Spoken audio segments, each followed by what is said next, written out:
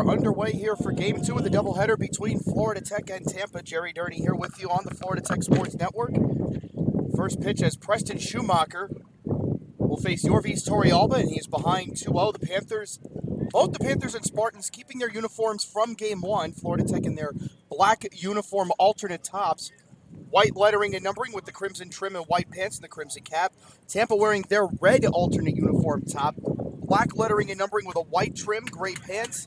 They got the black stripe on the sides. Wearing their black caps with the red UT as well. It's 2-2. Torrealba will give you the lineups in just a moment. Boy, how do you top maybe one of the wildest games we've seen in years here at Florida Tech? Oh, we're about to find out as Torrealba fouls that one off. First pitch time was 5:32. We're expecting more of the same weather-wise. It should stay, well, they were saying cloudy, although that's thinned out over the afternoon. It's mostly sunny now. The clouds are to our west as we approach dusk. Light's not on just yet as that's off the glove of Rivera. The throw's going to take Boozer off the bag. I don't think it would have been there in time anyway. So Torrealba's aboard to start the game for Tampa. Tampa hoping that, much like how the momentum from the end of last night carried into Game 1 today for Florida Tech, they're hoping their momentum at the end of Game 1 today will lead them here to Game 2 as they're trying to avoid a sweep. Said last time Florida Tech had won a series against Tampa was 2012. No word on the books on when the last time, if they've ever swept Tampa. And this is the gold standard in the league. In terms of the best, most conference championships, multiple national championships. Probably not often, if ever, Florida Tech has swept Tampa, but that's what the Panthers are trying to do here. And it would get them over 500 heading towards the end of February. The first pitch to Aliwine was in the dirt for ball one. And it allowed Torrealba to go to second. So almost immediately, Tampa have a runner in scoring position.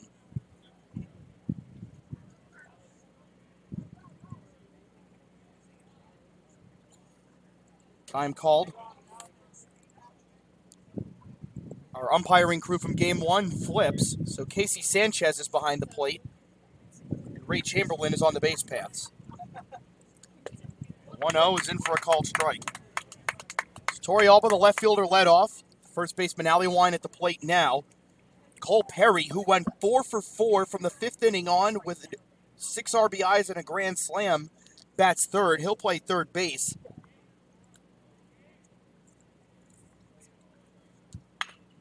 As this is going to be hit towards first, Jacob Boozer is there. He'll call off Preston Schumacher. And he'll record the out himself as Torrealba goes to first, or to third, I should say. Aliwine is retired. Danny Servin, the designated hitter who got subbed out in Game 1, is back for Game 2. He's the DH once again, and he'll bat cleanup. The catcher, Danny Maynard, also subbed out in Game 1, back in. He'll bat fifth. Nick Durr will play shortstop in Game 2. He bats sixth. And the seventh spot is the right fielder, Sam Freitas. He came in as a reserve in Game 1. Nick DeTringo, the second baseman, will bat eighth. And rounding out the lineup, another Game 1 reserve in Danny Blair. He bats ninth, and he'll play center field. So that's Torrealba, Aliwine, Perry, Servin, and Maynard for Tampa. We'll give you the defensive alignment in a minute for Florida Tech. Swung on and missed by Perry. It's 1-1. Across the outfield for Florida Tech, Jacob Newton in left, James Gronberg in center, and Vinny Catanza in right. So that is unchanged. Alec Eldridge back at third base for this game for the Panthers. Pedro Rivera is at short. Brett Parrish will get the start at second base. Jacob Boozer is at first. As Perry hits this to Rivera. Nice stop, spins, turns, throws to first, and they got him. It'll bring home a run for Tampa, but a tremendous play at short by Pedro Rivera records out number 2. For Tampa, just being able to get the early lead is probably a big lift, but I'm sure Pedro Rivera is pretty happy with what he just did. So 2 gone for Servin. Mentioned Jacob Boozer at first. Blaise Maris behind the plate once again to catch Preston Schumacher. Servin got lifted in Game 1. He was 1 for 2 before being pulled in the 5th inning. Actually got pulled for multiple pinch hitters. Weirdly enough, that's how deep that game went before for both teams. No look at strike two.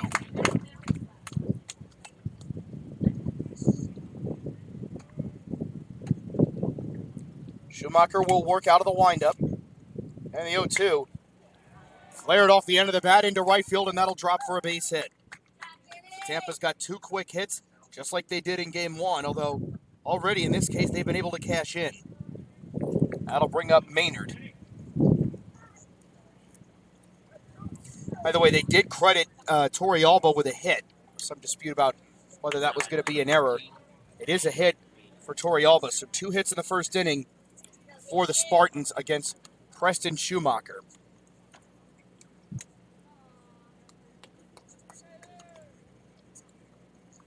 So for Preston, this is his 3rd start, as that's going to be hit foul and out of play by Maynard. 3rd start, he has a 1-1 record with a 13.5 ERA and a 3.53 WHIP coming in 5 1/3 innings, 13 hits, 8 runs, 5 walks, 5 strikeouts. Opponents hitting .481 against him. However, most of that damage came in the game against North Georgia back on February 3rd. So that's been almost 3 weeks since that. Preston's last outing actually came back last Sunday in the win over Spring Hill. Panthers won 13-2. They got him a big early lead in that game. Preston that day, 3 1/3, 5 hits, 1 run, 1 earned, as that one's going to get past Rivera and into center field for a base hit. So back-to-back 2-out hits by the Spartans will bring up Nick Durr.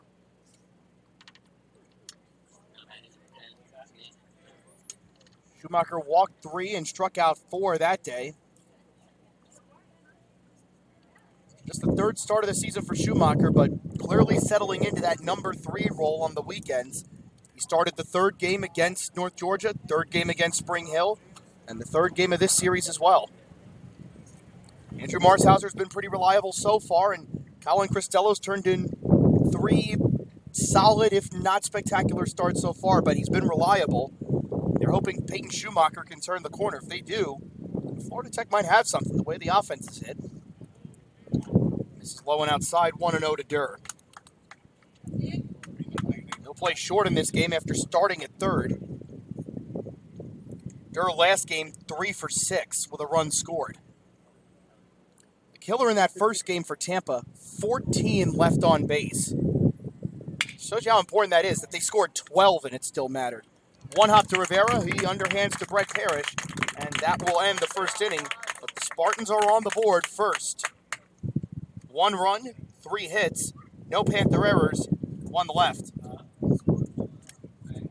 We go to the bottom of the first, and Tampa already have a 1-0 lead on Florida Tech. Show you the lineup card filled out by Greg Berkemeyer for Game 2 this afternoon. The center fielder, James Gronberg, will lead off, followed in the 2 spot by the left fielder, Jacob Newton. In his customary 3 spot is the first baseman, Jacob Boozer. Batting cleanup after a strong Game 1 is Dylan Owens, the designated hitter.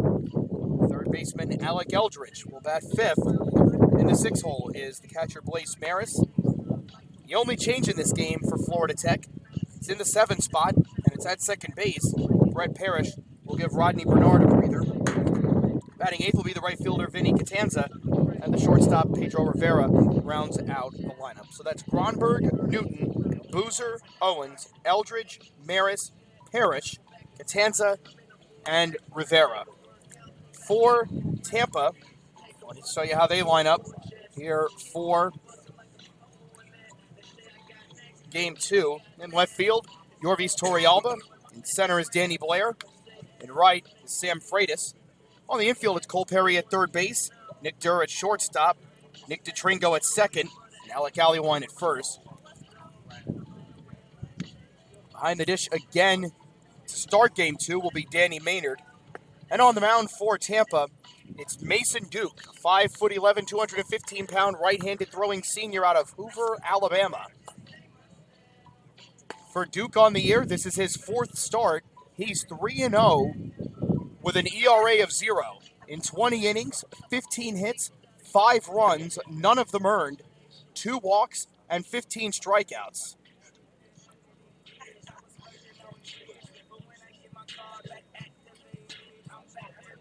give you his game lines in a moment as James Gronberg will lead off.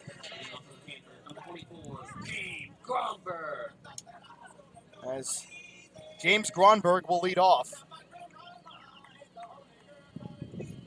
James in game one, 1 for 3 with 3 runs scored, 2 walks, and a stolen base. His 9th of the year in as many attempts.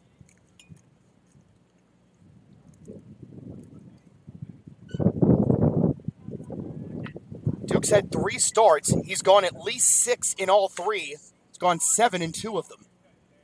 Last time out came last Sunday against LIU Post. 7 innings, 5 hits, no runs, 1 walk, and 7 strikeouts, and a 9-0 win. He's gotten plenty of run support in all 3 starts, at least 6 runs. 11-5 win against North Greenville, who were number 1 at the time. A 6-1 win against 6th-ranked Georgia College. And then last Sunday against LIU Post.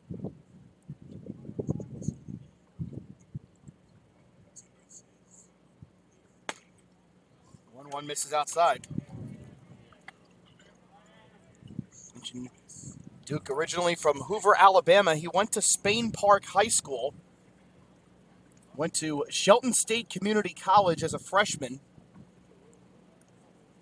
And as a sophomore, spent last year at the University of Alabama. Appeared in 15 games with 5 starts. Ultimately went 2-2 with an ERA of 3.41. 33 strikeouts and 31 2/3 innings pitched. 2 years at Shelton State, though, and majoring here, at least at Tampa, in human performance. And a good start to this performance for Duke. Got Gronberg to chase. He's got a quick strikeout. There's 1 away.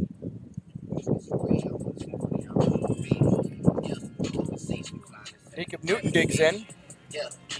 Jake in game 1, 2 for 3 with 2 runs scored and an RBI. He had 2 walks as well.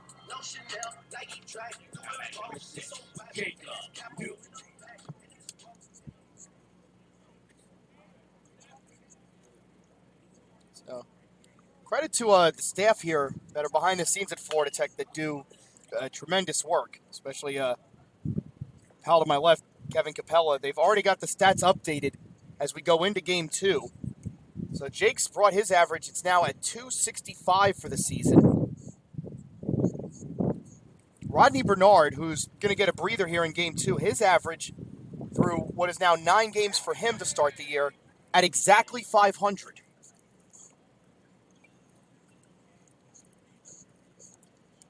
The Panthers as a team are hitting 289 starting game 2 with an on-base of 398, so just shy of 400. Of course, that's gone down with these first 2 batters. So that misses outside 1 and 2. Jacob now on the year, a double, a triple, a homer, 4 RBIs, and 3 for 3 in stolen base attempts. Duke deals, and that's going to be sliced foul and out of play.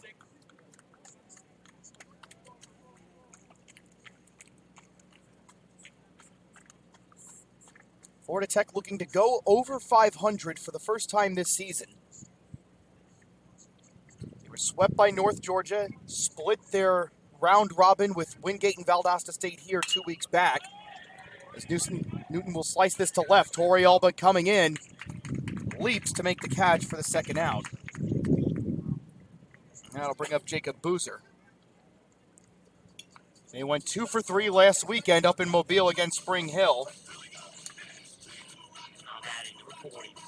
Jacob Boozer.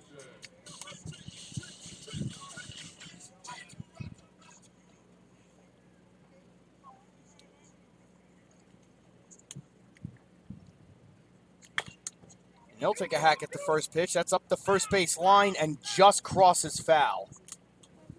Would have been an easy out for Allewine. Jake in game 1, 1 for 4 with a run scored, 2 RBIs. That brings Jake to a 194 average on the year, 3 doubles, a homer, and 8 RBIs. However, has drawn 8 walks, which is good for 3rd on the team behind Owens and Gronberg. Take a look next inning around the other games in the Sunshine State Conference. Everybody else on their second game of the day, and well into it, too. Of course, we had to take a 40-minute break in between games after playing a near 4-hour game in the heat. It's a little bit cooler at first pitch tonight. It's still in the lower 80s, but it doesn't feel nearly as hot, and it'll cool off as the sun gets behind the trees to the west of us. 1-2 to Boozer. Duke will work out of the windup. He'll miss above the shoulders.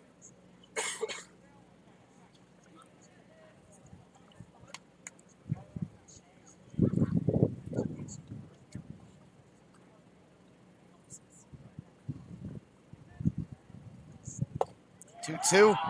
Throws Boozer right at the knees. And a 1-2-3 first inning for Mason Duke. No runs, no hits, no Spartan errors, nobody left. We've played one here at Andy Seminick Less Hall Field. It's Tampa 1, Florida Tech 0. We'll be back in 60 seconds. This is the Florida Tech Sports Network.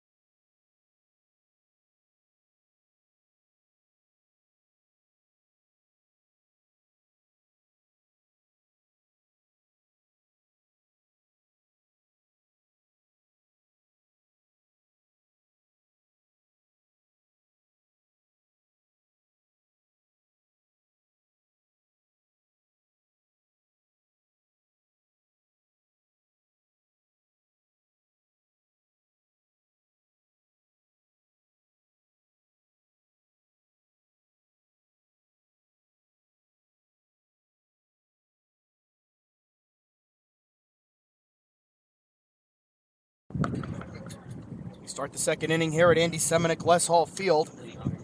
Tampa leading Florida Tech 1-0. Sam Freitas to lead off against Preston Schumacher, followed by Nick DeTringo and Danny Blair. Active day here. Of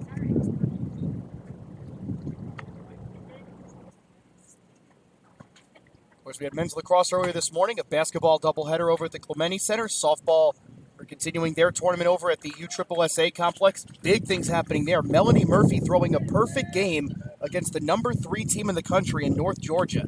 So congrats to her. The softball team have extended their winning streak now to 11 games.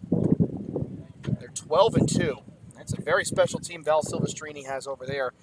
They're set to play here. Actually, they should be underway, if I'm not mistaken, against Converse College.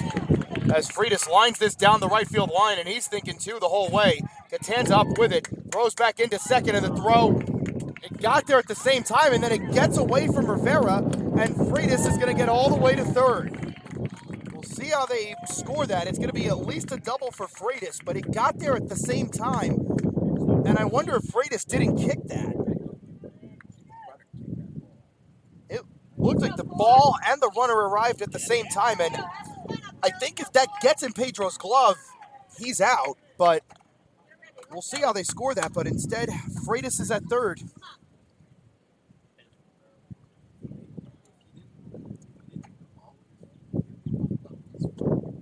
And that'll bring up DeTringo. He was one of the first Spartans that got pulled in game 1. He was 0 for 2 with a strikeout. You look at the depth that this Tampa team has, and it's easy to see why they're near the top of the rankings every year and why they're playing deep into May every single year. They just can hurt you in so many ways with so many different players. Women lost their game against Lynn earlier this afternoon, 50-49. The men are playing at the moment. That's tipped into the glove of Maris, 1-2. And the men, at the moment, they are playing Lynn, and that game We are pulling up the score. They are just about to start overtime over at the Clemente Center. Florida Tech and Lynn tied at 64, so we'll keep an eye on that. 1-2, lifted to left. This should be enough to score to Tringo. Newton's there. He'll make the catch. Runner tags. Throw coming to the plate. And it's cut off. I think Eldridge briefly thought about it, but by the time he turned and looked and saw where Freitas was, figured there was no reason. It's a sacrifice fly for Nick DeTringo, and it's 2-0 Tampa. Bases cleared and one out now for Danny Blair, another one of the impact subs that Joe Urso used there in Game 1.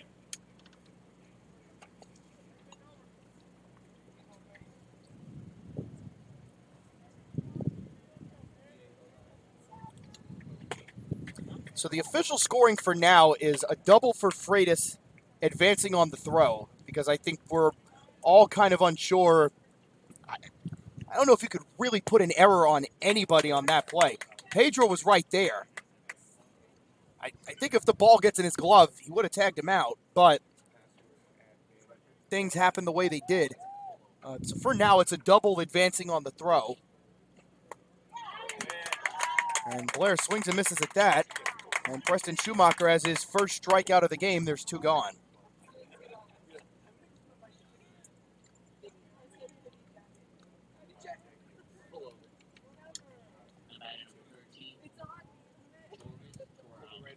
Back to the top of the order, and Yorvis Torrealba will bat for the second time in as many innings.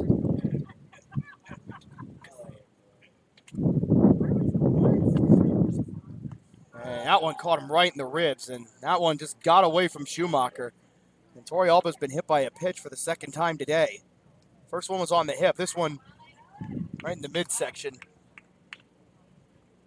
Well, after the pitchers, I think I know who's first in the ice bath when they get back to Tampa. It's number 13 in red, and with good reason. That could not have felt good.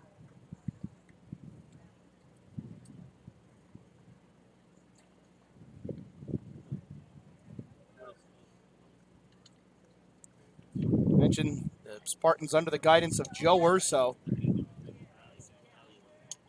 This is his 19th season as the head coach at Tampa as Allywine chops that foul. Rounded out to Boozer in the first. A career record of 786, 228, and 1 coming into this season. Actually now make that 8-4. So he's 794, 232, and 1. As the lights start to take effect here at Andy Semenuk Hall Field, and Allywine swings and misses at strike 2. 13 conference titles, 10 regional titles, and 4 national titles. 06, 07, 13, and maybe the toughest one is that one's in the dirt and off the plate. It's a wild pitch, so I'll allow Torrealba to go to second, 1-2. They'll officially rule that a stolen base. They'll say Torrealba was going anyway. So a stolen base for Torrealba, and it's 1-2 to Allywine. I mentioned the national titles for Joe Urso, 2006, 07, 2013, and most painfully for Florida Tech, 2015, when the Panthers were beaten by Tampa in extra innings in that region final on the play at the plate. Tampa's winningest baseball coach. He's led them to 40 victories in 14 of 18 seasons. And this is into left. And Torrealba's digging for home, and he'll get in there without a throw.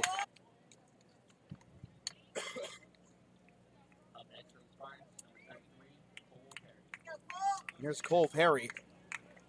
Tampa figured, why pour on all the offense late if we can jump them early? So we mentioned 4 titles. They also reached the National Championship Series in 2003. At a school record 54 wins in 2006. So they've won 40 or more, 14 out of 18 seasons that he's been the coach. They've won 50 or more 3 times, 06, 07, and 2014. 57 players have been selected in the MLB draft since 2006. They had 9 in 2010. Which, I mean, for a major D1 school, that's a good year. This is popped into shallow right. Catanza has to come over the top of Parrish to make the catch. But that'll end the inning. And Tampa get 2 more. 2 runs, 2 hits. No Panther errors, and 1 left. We go to the bottom of the second inning. It's Tampa 3, Florida Tech 0. Thank a few more of our sponsors who help to make Florida Tech Panther baseball possible.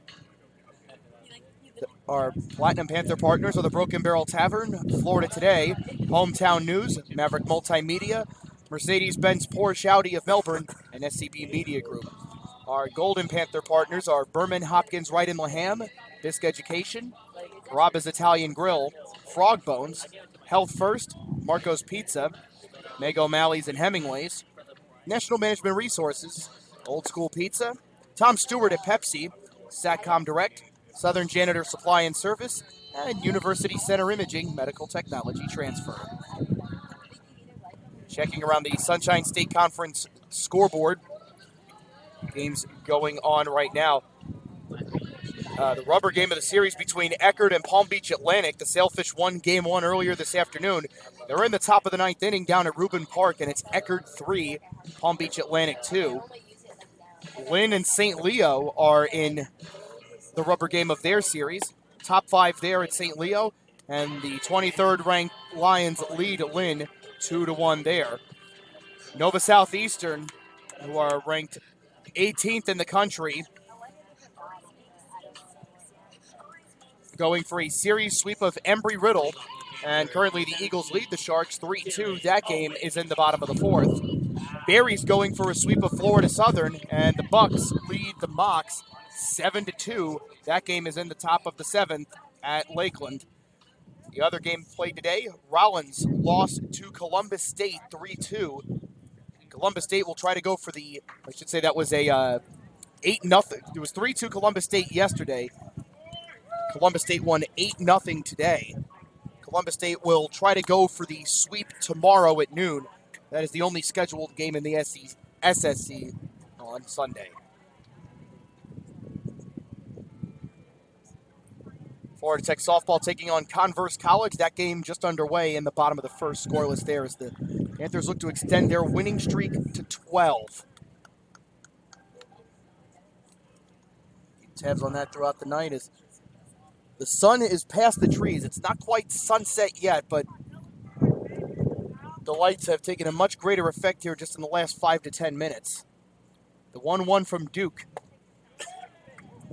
There's a called strike to Dylan Owens. Owens had a strong game 1. 3 for 4 with 4 RBIs, including that 3-run homer, his second of the year. 1-2 hit on the ground towards short. Coming up with it is Durr. The throw to first will be in time. And coming into that at bat, Owens had raised his average up to .324 on the year. The Panthers now have 5 players hitting .300 or better.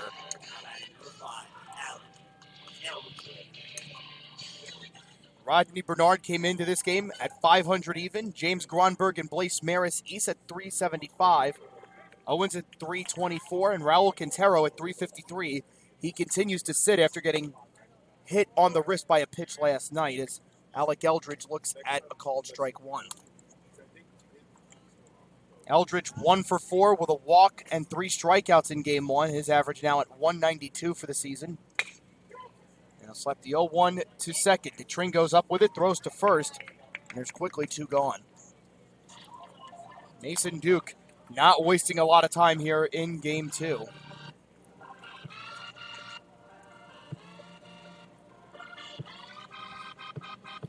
Now checking the pitch total for Mason Duke. He's at 20.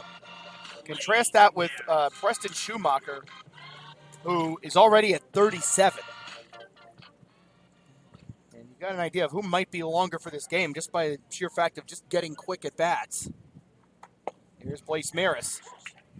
He'll take a called strike to start this at bat. Blaise in game 1, 0 for 3 with a run scored and an RBI. Just mentioned his average now at .375 with 2 homers and 6 RBIs as he takes ball 1. He's got an on-base percentage of .474 and a slugging percentage of .625. Duke working out of the windup from the first base side of the rubber. Deals, and Blaze just got the end of the bat on that one. And off of the catcher, Maynard, it's 1-2.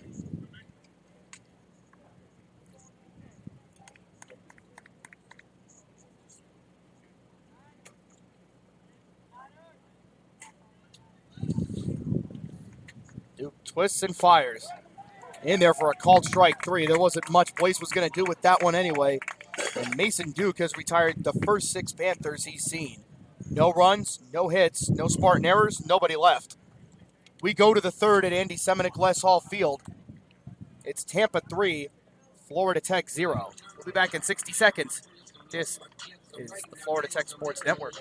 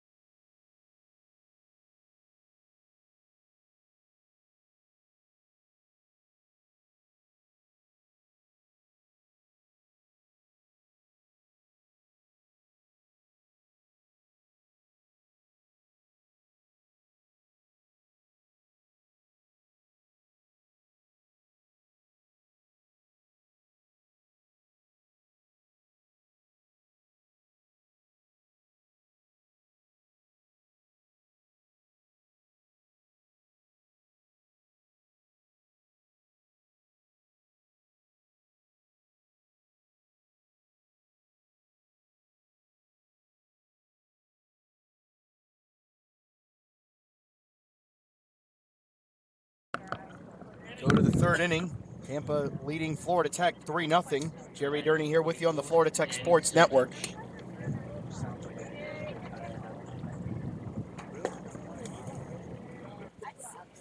And it'll be Danny Servin to lead off. He was substituted early out of the DH spot. He singled to right center his first time up. Servin, another one of the transfers from a D1 program on the Spartan roster. He was originally from the University of Tennessee as he looks at strike 1. 5'10", 185-pound right-handed hitter from Miami. He went to St. Brendan's High School in Miami. It's now 3-1. He was at Chattanooga State College. Well, actually, it's a pretty winding career. Redshirted in 2015 as he'll take ball 4, sprints his way down, a la Brandon Nimmo.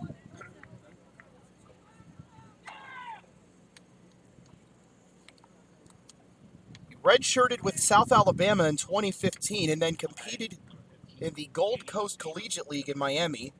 Then went to Chattanooga State College in 2016 and hit .412 in 49 games. Then played at Tennessee 16 games in 2017. And then last year went to Tampa, played 50 games and hit .340. Actually homered against Florida Tech a year ago tomorrow. This is it'd be Danny Maynard. Mentioned again, Maynard subbed off early.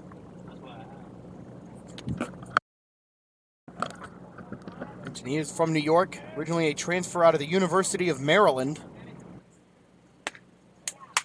Schumacher dials up the fastball there, and Maynard's late 0-2. Now got a .333 average on the season.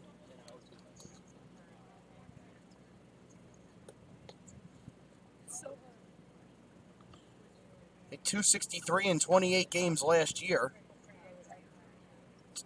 .306 as a freshman at Maryland, hit .259 as a sophomore. 26 runs driven in those 2 years.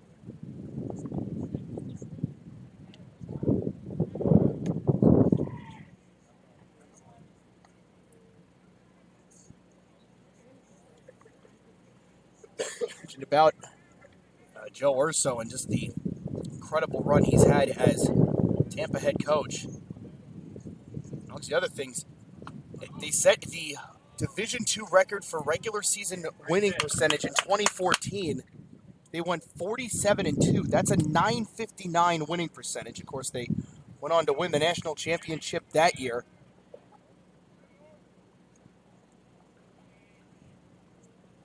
I should say got to the semis that year. That was a bit of a run.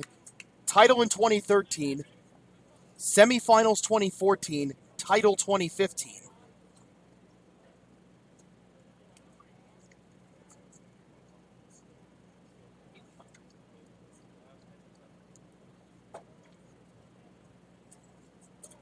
Two and two the count as Casey Sanchez calls for time. He's a 1992 graduate out of the University of Tampa. He was a business management graduate and was a 49th round draft pick by the Angels. Spent 4 years in their minor league system. Said he was one of the university's most popular players during his time. A 4-year starter at second base, twice a second-team All-American, first-team All-South, and first-team All-Sunshine State Conference in 1991 and 92. A career .332 hitter, held the NCAA career record for runs, owned the school record for runs in a season, walks in a season, and career walks. He had .377 as a senior and led them to a national championship series in 1990 and then actually won the title in 1992 as a player. So he's been involved in 5 national titles. Pretty remarkable career that Joe Urso's had at UT. As Maynard looks at strike 3, although he certainly doesn't think he did.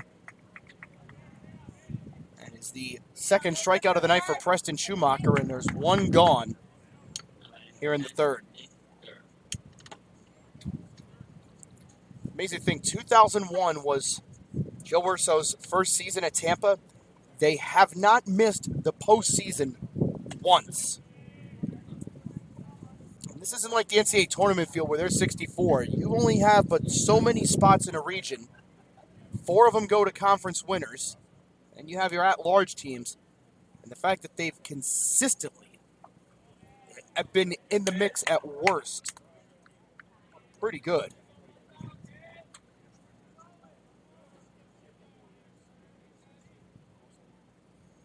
He's been a winner his whole career. Went to the well-known Plant High School, won a state title there in 1988.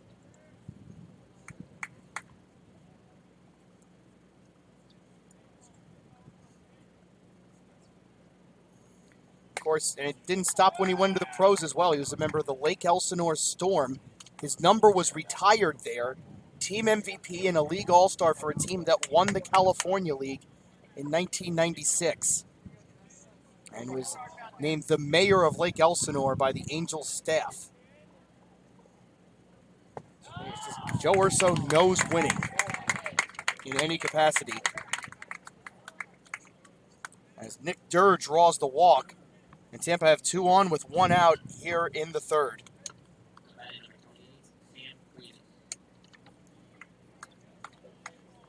Sam Freitas, another late game sub, who made an immediate impact, checks into the box. As Greg Berkemeyer will come out to talk to Preston Schumacher, and you see a little bit of activity. I see Jordan Murray heading out that way into the pen. He had warmed up briefly during game 1. Luis Morion headed out that way too. Don't know if he's throwing or if it's maybe just someone else to be out there. We'll see.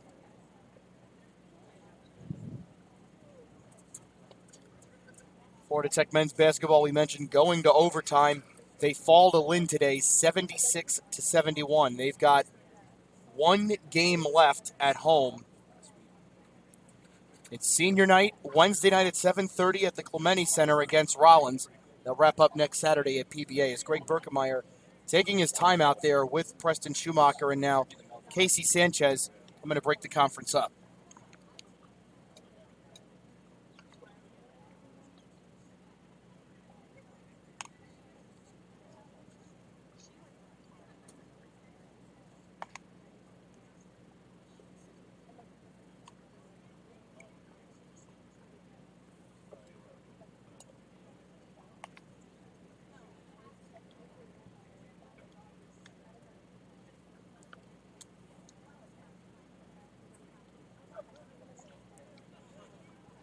Florida Tech will have 3 days off after tonight before they go back into action Wednesday night against Davenport here in Melbourne.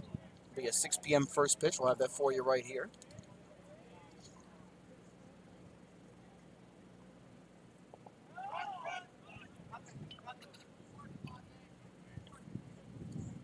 Good block by Maris, 1-0.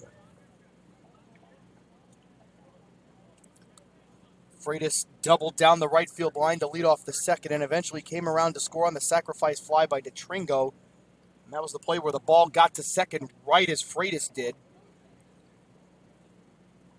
And we, just judging from what we think up here in the press box, I think Freitas might have kicked that. And that's why it got away and he was able to get to third. But he has made things happen since coming in last game. He was 2 for 4 just as a substitute, and already an extra base hit and a run scored here in the early going in game 2.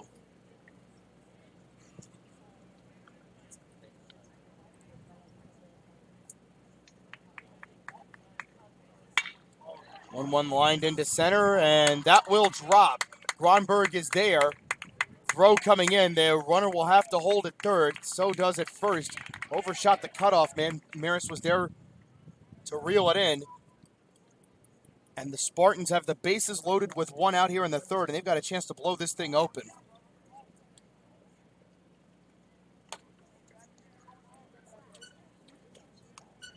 A well-placed hit there by Freitas. Kind of froze everybody.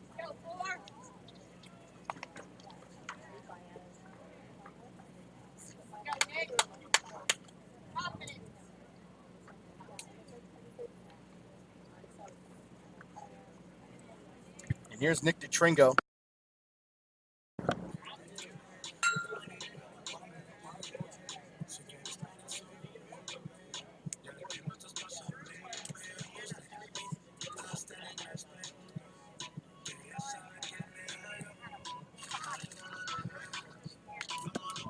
Thank a few more of our sponsors who helped make Florida Tech Panther Athletics possible. Our Silver Panther partners are Baker's Sporting Goods, Boeing, Central AC, Cumulus, Domino's, Duran Golf Club, Hilton Doubletree, Hilton Rialto, Jersey Mike Subs, and the Marriott Courtyard Residence Inn.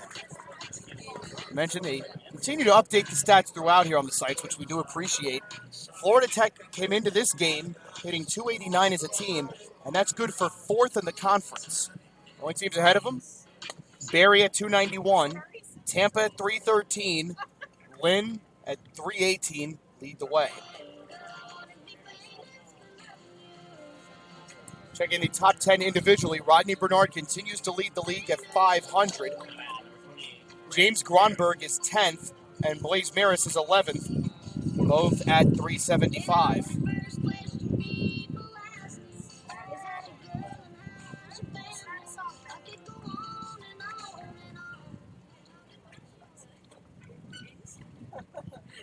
Brett Parrish will lead things off here in the bottom of the third. Going to try to bunt his way on. He's going to drop one towards first base. It's going to be a tough play for Alleyline. And then the throw is going to get away from Duke. Parrish briefly thought about going to second, but Duke covered well enough that he had to hold it first. But Parrish is aboard to start the third. And for Brett, that is the first hit of his collegiate career. He had been 0 for 7 prior to that point. And that's a way to make a mark for the freshman from Rockledge.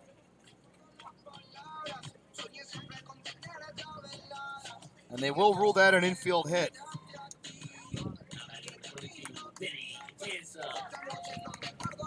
Vinny Catanza digs in.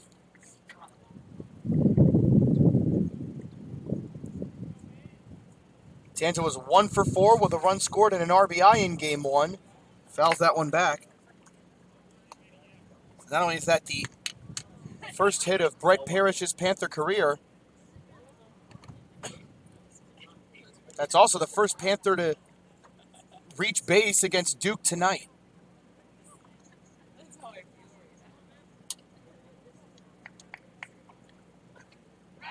Duke goes to the stretch.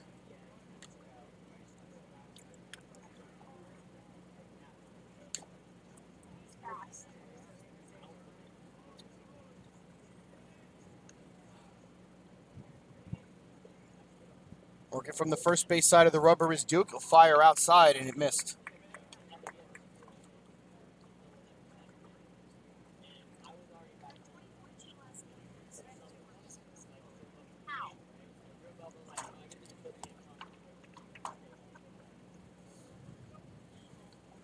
One and one the count to Catanza.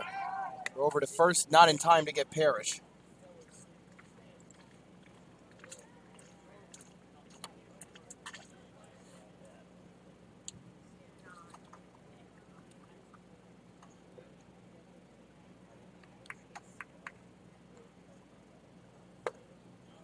One will miss on the outside.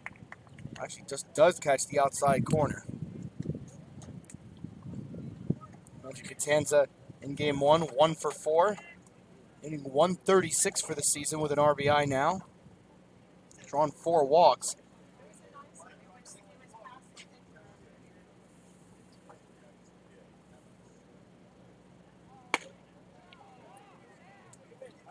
Duke working almost exclusively outside.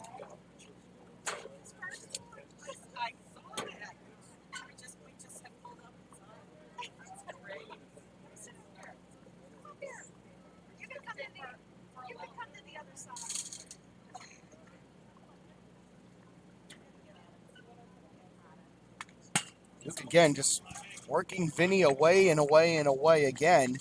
Vinny fouls that one off 2-2. So looking at the RBI leaders for the SSC, Mitch Calandra of Eckerd, your leader at 19. Servin, Christian Demby from Nova Southeastern. Peyton Isaacson from St. Leo, and Shane Fontana of Lynn. I should say it's actually Servin, Demby, and Isaacson all with 14. Shane Fontana from Lynn has 13. Nick Conti of Eckerd with 12. So that's fouled off. Zach Dyward of Florida Southern has 11. It's a tie for 7th. Zach Dyward of Florida Southern, then Dylan Owens, Cameron Meehan of Rollins, and Jacob Reimold of St. Leo each have 11. Your home run leader is Christian Demby with 5. Fontana, Isaacson, and Cal Bacchino. I should say it's Fontana and Isaacson with 4. Then for 4th, it's Cal Bacchino of Lynn, Anthony Sanabria of Lynn, Brandon Chinea of Nova Southeastern, and Jacob Reimold all with 3. Owens the only Panther with more than 1. Him and Maris. Payoff pitch, and what an excellent at-bat by Vinny Catanza. That's what he's about. Working counts. Bled Duke there, and he worked a walk out of it.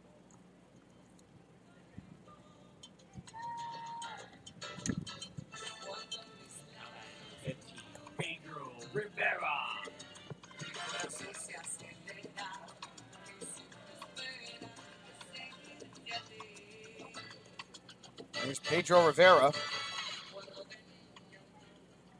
PD in game 1, 1 for 3 with an RBI, with a run scored and 2 RBIs. PD now has 6 RBI on the season. Take a good cut at that one and fouled off.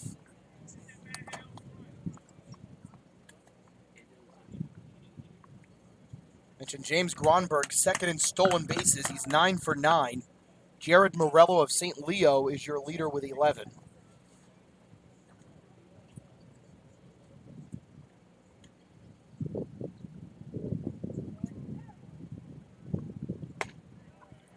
Duke continuing to work almost exclusively outside against left-handers, 1-1.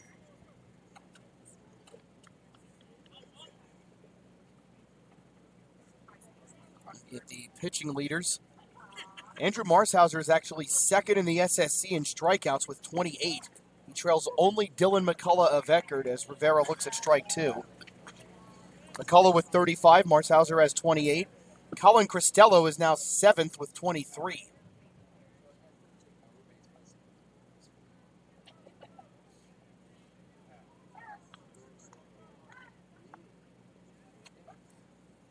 In terms of ERA, Mason Duke is actually your ERA leader at 0. He's thrown 20 innings.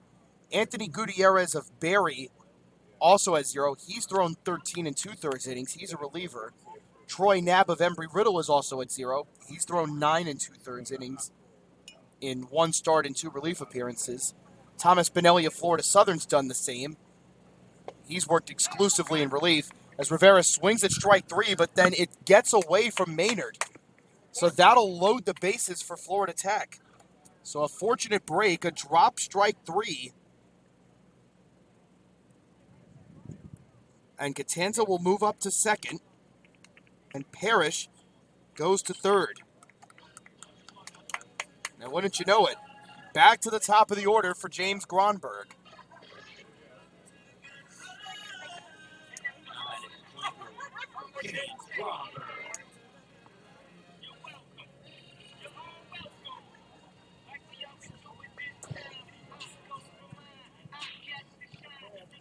I mentioned James Gronberg picked up his 9th stolen base of the season in Game 1. That moved him into sole possession of 8th in program history in total stolen bases.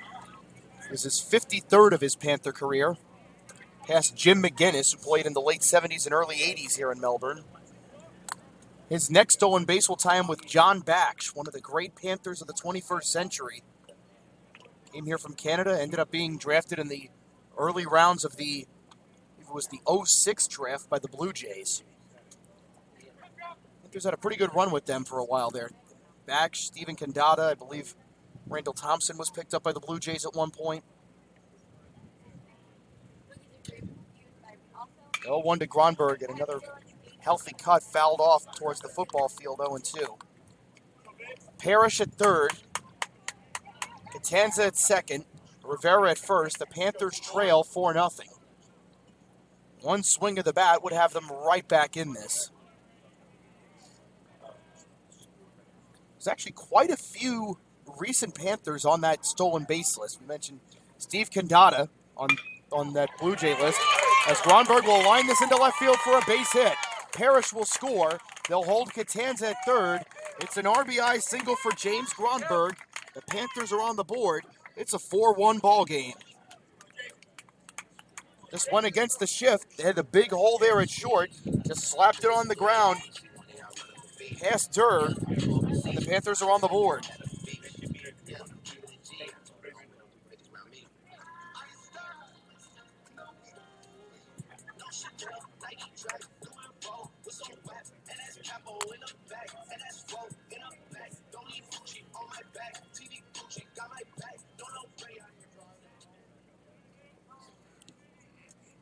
Here's Jacob Newton looking to keep things going. He flew out to left in his first plate appearance.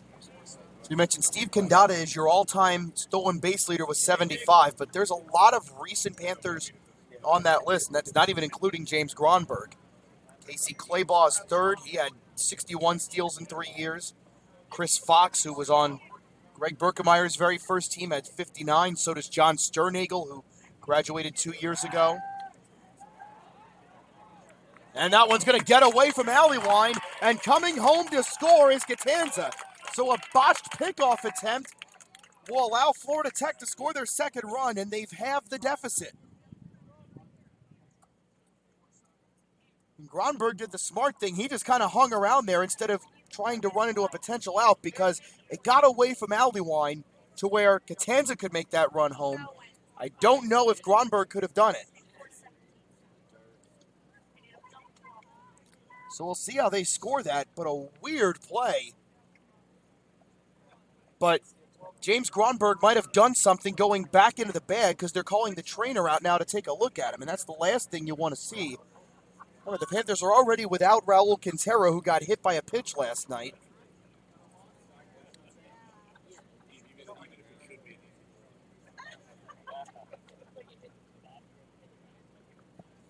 So officially they're going to rule that a throwing error on the pitcher.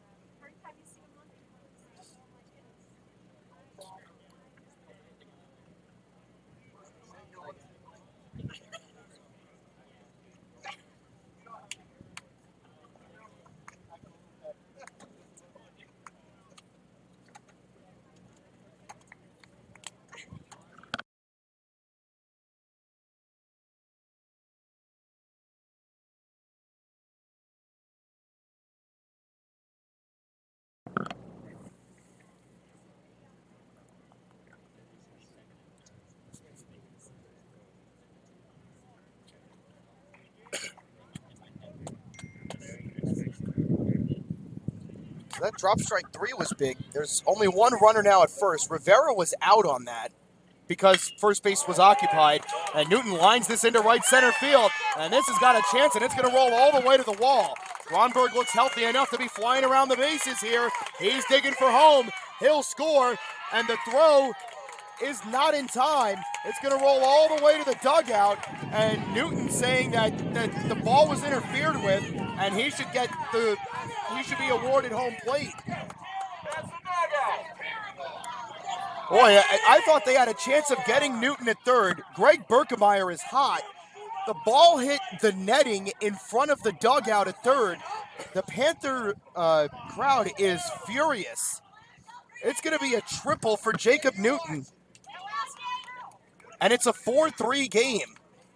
But anyone of a Panther persuasion is irate because it could very easily be 4-4. Boy, Jacob placed it perfectly in the gap. And boy, you know, you're not going to really sweat it because you have Jacob Boozer at the plate, and one swing of the bat from Jake, and this thing could be 5-4. Even a medium fly ball should get Newton home. Called strike to start. Boozer did strike out in his first plate appearance. So a triple for Jacob Newton. He's got to be bringing himself closer to reaching that 300 mark as well. For Newton, it's his second triple of the year and his fifth RBI as Boozer fouls this off, 0-2. Dylan Owens on deck. Quick update, it's a 5 spot in the second inning. For Florida Tech softball, they now lead Converse 5-0. Florida Tech looking to potentially draw level or even go ahead here against Tampa. Duke twists and deals. And a little floater off the end of the bat, and that'll drop. Here comes Newton to score, and we are tied. The Panthers come right back with a 4 spot in the bottom of the third, and wouldn't you know it, just a little floater off the end of the bat of Jacob Boozer. Just, you know, what he's known for. Went the other way with it. I don't know if Jake wanted it to look like that. It gets the job done, though. And this game is tied. And if you're Preston Schumacher, you could just go, whew. And you can just go back out there and go to work. That deficit's been wiped out. 4-4. And keep in mind, this is against a pitcher in Duke who had thrown 23 or 22 innings without giving up an earned run until right now. Well, one of those will be unearned on his own doing with the pickoff throw to first.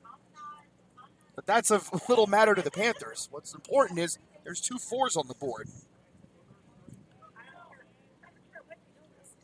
And that call regarding whether it went in the dugout or not, that's window dressing at this point. And this will get away from Maynard, and Boozer's up to second. We'll see how they score that. But the Panthers, potentially with a base hit, could take the lead here. Man, oh man. They will rule that a pass ball on Maynard. The only out in this inning has even been beneficial to Florida Tech. It was a drop strike 3 where Rivera was out, yes, but that allowed Parrish and Catanza to move up. So the Panthers have sent 6 to the plate, and they've all done something good. 2-1 now, the count to Owens. And this is exactly who you want up. This is right where you want the damage done. Boozer did something. Gronberg did something. Newton had his triple. You'd feel pretty good that Dylan Owens will be able to do something. Duke working from the third base side of the rubber. Eldridge on deck, the 2-1. And he's been nibbling, and I think it's been a little more effective for him against the left-handers than it's been the right-handers. And Dylan now has the ideal hitter's count at 3-1.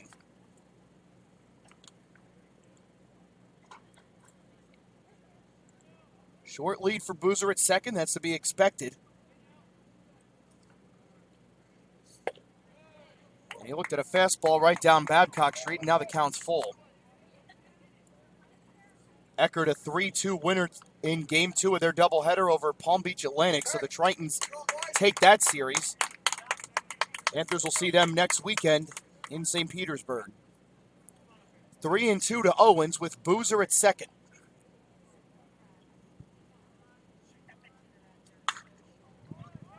Good job by Dillon to foul that off.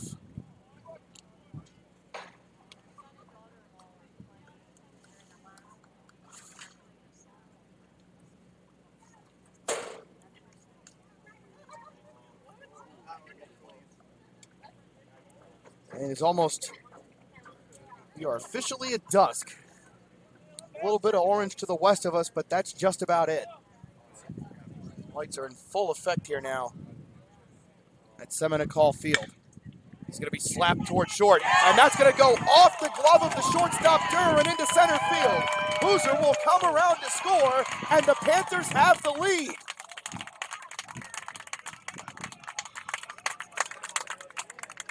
I think Durr kind of had an eye on Dillon going down the first base line, and it took a strange hop. Took an even weirder one off the webbing of his glove and into center field. And it's a 5 spot in the third for Florida Tech. Oh, boy.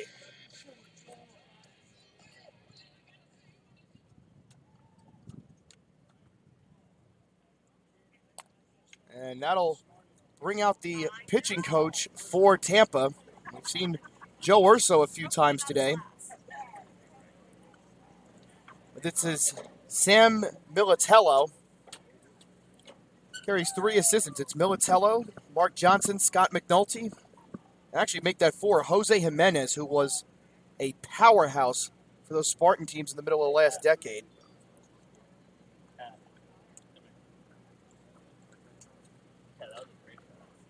I'll tell you what, watching the replay of that play, if I'm in the dugout and Jacob Boozer is running at me full speed, I'm clearing out. With a Jacob Boozer running full speed, disposing of the helmet, too. It was quite a look for Jake. He looked confused when it hit off his glove. So it should have been routine. Sam Militello out there talking to Mason Duke, and this has to be unfamiliar territory for him, someone who's been able to thrive in the SEC, and again, had not given up an earned run in 3 starts coming into tonight. And now he's given up 5 in 1 inning. He's got to be thinking, what do I got to do?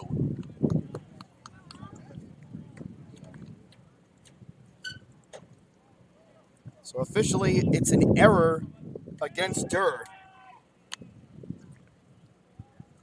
Eldridge grounded out to second in his previous appearance back in the second. Duke had retired the first 6 Panthers he saw. And then this inning, 5 runs, 4 hits, 2 errors. And the only Panther that's been retired, even that resulted in a pass ball that allowed the runners to move up. It has been a productive inning in every sense of the word with the guys in black and white tonight. Outfield playing all the way back. You do not want to fall any further behind in this one. You know, we talked about how Tampa had carried over the momentum from the end of game 1 into this. And almost like a judo move, Florida Tech's used it against them, and now they've got it. It's a short lead for Owens at first. Alleyline will hold him on, and now I kind of wonder what'll Greg Birkemeyer do for the 4th. Jordan Murray had been warming up, but he's been just kind of standing there for a while because you keep waiting to see what's going on and you're watching your teammates. But I think he also kind of figured he'd just be out there by now. Now you're going to come in with a lead to protect. Or does he have Preston Schumacher go back out there knowing he now has a lead to work with? The 2-1. And there's that command to the outside corner against the left-handers that we were seeing earlier from Duke, and it's even at 2. Here we go, 5.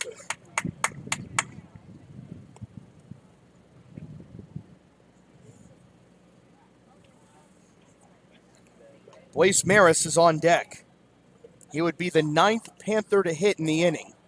Time called. And there does appear to be activity in the Tampa pen. We do see some throwing. I just really can't tell who from our current vantage point, but Duke might not be long for this game. Double play depth up the middle. The 2-2 perfectly placed. Eldridge couldn't do a whole lot with that, and that's the second out of the inning.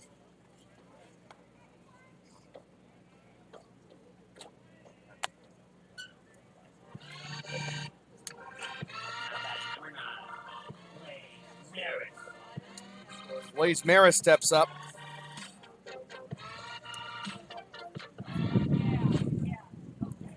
I think what we know is this is far from the last twist in this game. Feels like there's a whole lot more coming. Maris struck out looking in his only plate appearance in the second. This is hit well to center field. Going back at the track, at the wall, and he couldn't make the catch, was Blair. They're going to send Owens to the plate. There will be no relay throw. It's an RBI double for Blaze Maris. It's a 6-4 Panther lead. Just jumped him on the first pitch and hit it off the batter's eye in center field. Blair very nearly made the catch, couldn't come up with it. Owens was running hard the whole way with 2 out. They never had a chance of getting him at the plate. And the Panthers have batted the order here in the third.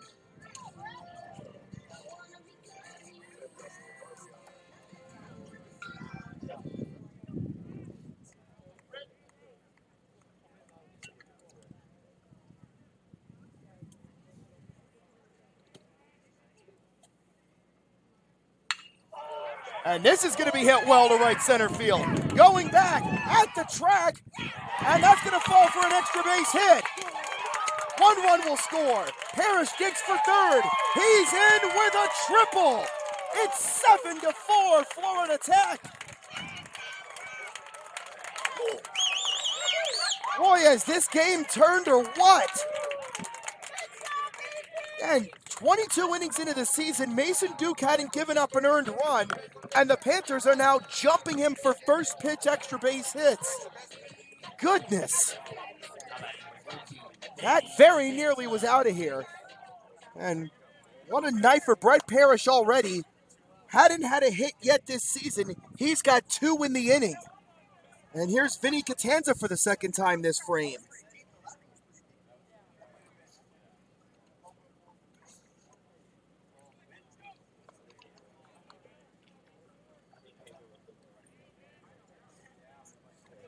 Second triple of the inning, third extra base hit of the inning for Florida Tech as Vinny fouls that off 0-1.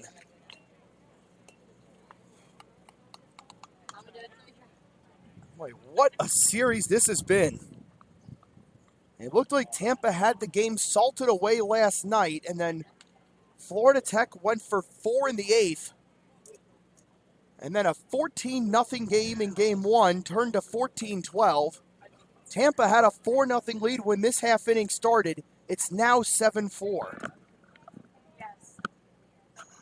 Strange days indeed. Catanza reached on a walk this inning, moved to second on that drop third strike with Rivera at the plate, went to third on the single by Gronberg, and then came home to score on that botched pickoff attempt by Duke. And he's looking to keep the party going, the 11th hitter of the inning. And Duke misses inside, count even at 1.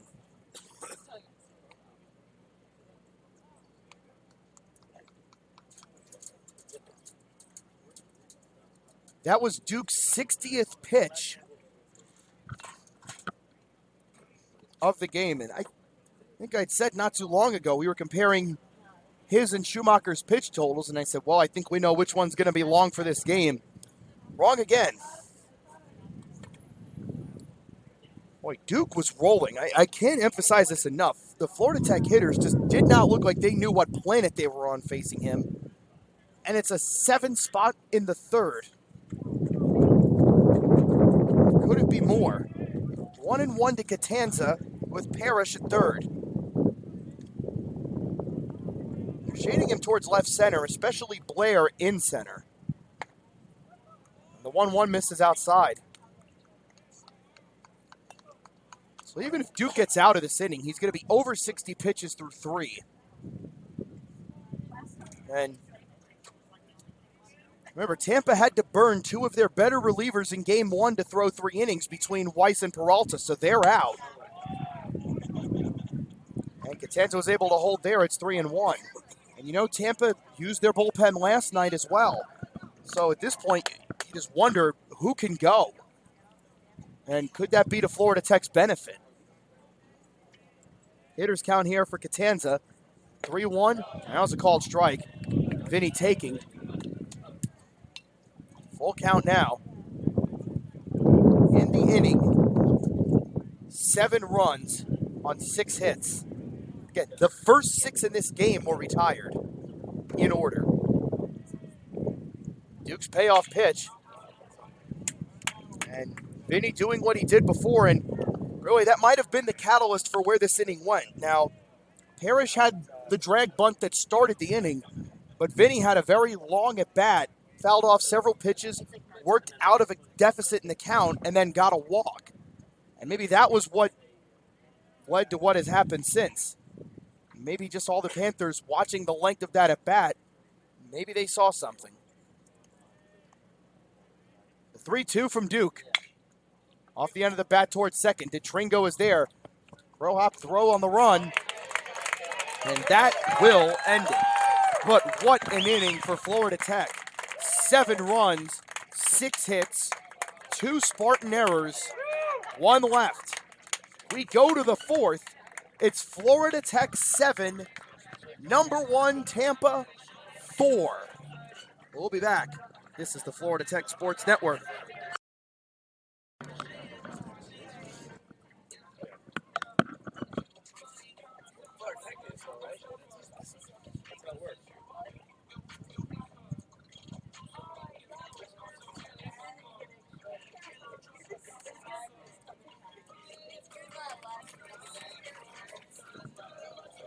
She's covered.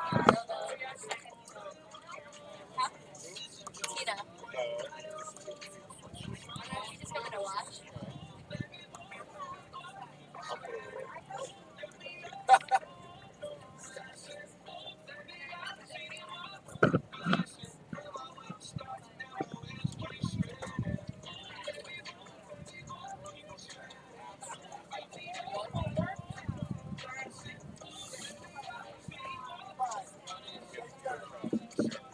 Bro, I love that coffee. I like it. Hey, Jenna. Hi, Kevin.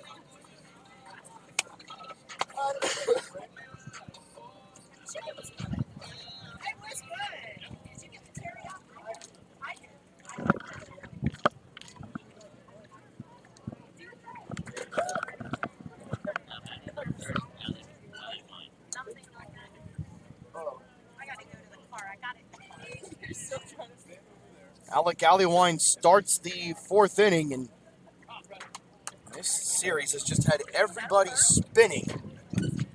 It's now 7-4 Florida Tech. You can't make sense of what's going to happen next between these two. Preston Schumacher starts it. Mentioned before that Jordan Murray had been throwing. He's just started again. And I wonder if part of that is because Jordan stopped throwing when the top of the 3rd ended. And I think he thought that it was going to be a relatively quick inning and he'd be out there.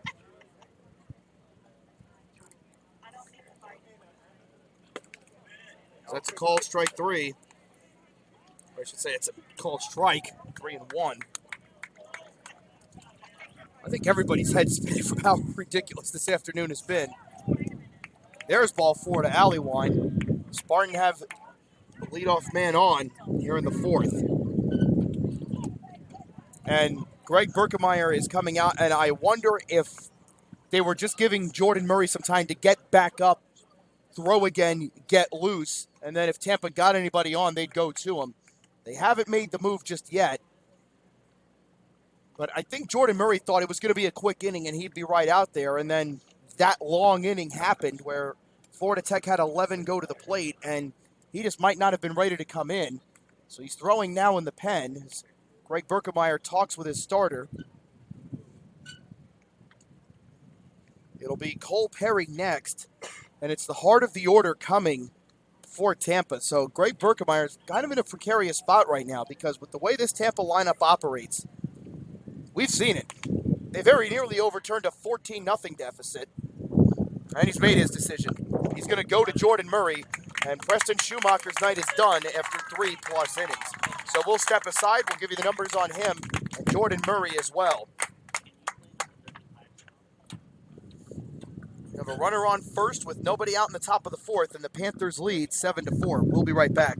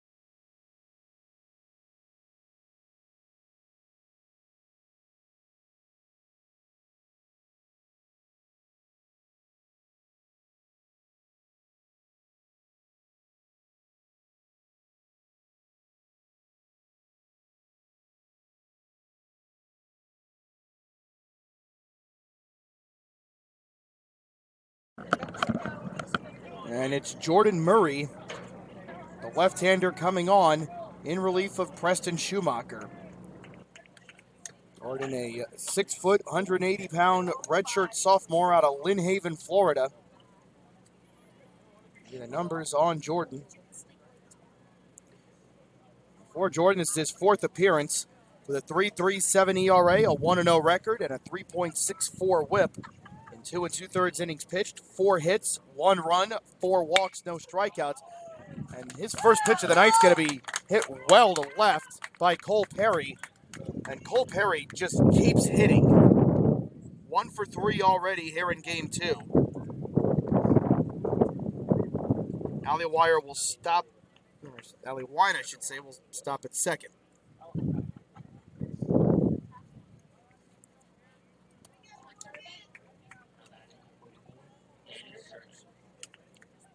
Danny Servin will dig in.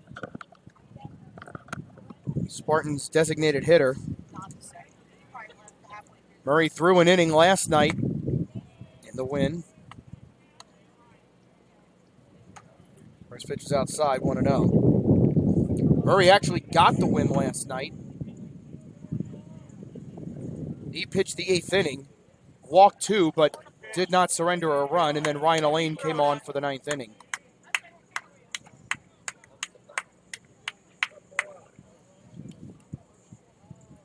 Give you the final line in a moment, or the line as it stands for Preston Schumacher. He has one runner still tied to him, and that's Alleyline. It's 2-1 to Servin.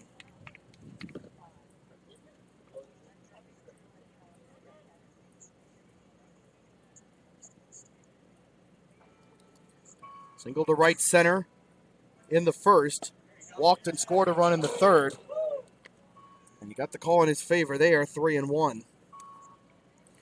Schumacher, as it stands, 3 innings, 8 hits, 4 runs, all earned. 3 walks, 3 strikeouts on 72 pitches. 45 of them were strikes.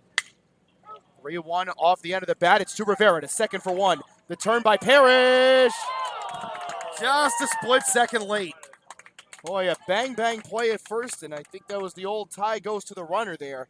Several Panthers just threw their hands up in exasperation.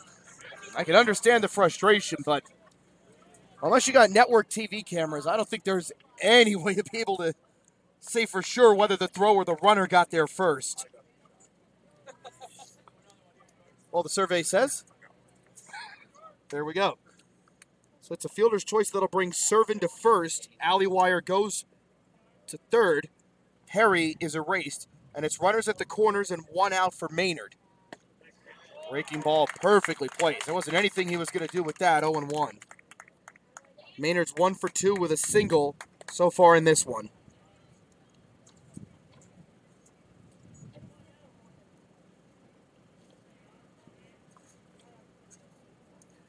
Boy, Jake really went up to get that.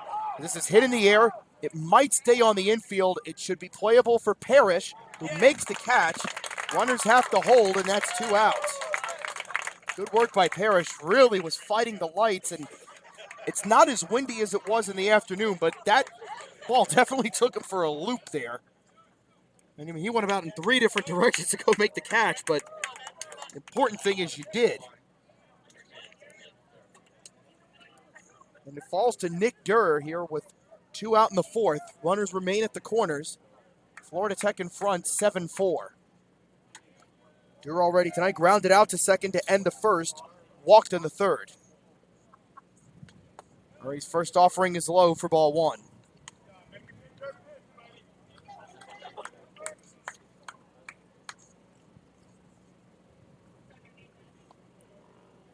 St. Leo have gone ahead with 2 in the bottom of the 7th. They now lead Lynn 4-2, top 8 there. 1-0 on the way, and that missed above the letters.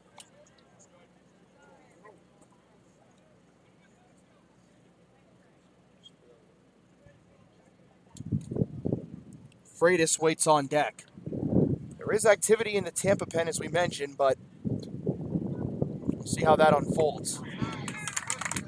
Murray, when he's able to get that inside breaking ball, and it's put in a spot where if you want to swing, sure, but I mean, it might go 10 feet. He's been very effective against the right-handers, at least so far. Small sample size, sure, but I imagine they're going to want Jordan to work 1 or 2 more innings. So it's good to see he's got that early in the bag. 3-1 now, the count to Durr.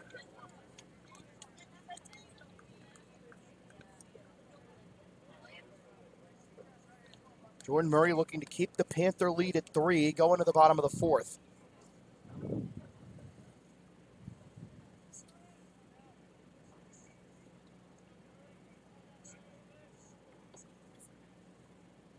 Murray deals, and that missed upstairs and outside for ball 4.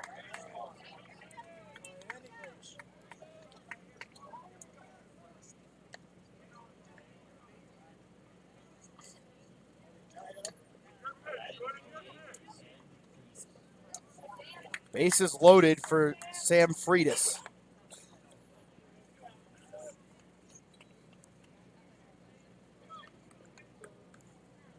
Doubled to lead off the second and came around to score on the DeTringo sac fly. Singled in the third as well. First pitch from Murray misses upstairs. Embry-Riddle chipping away at the lead against Nova Southeastern. It's now 6-5 Sharks, top 7 there in Fort Lauderdale. And Barry have completed a sweep of Florida Southern. The Bucks win today 11-2. How many teams go to Lakeland and do that? Missed inside, 2-0. So Florida Southern 0-3 to start conference play.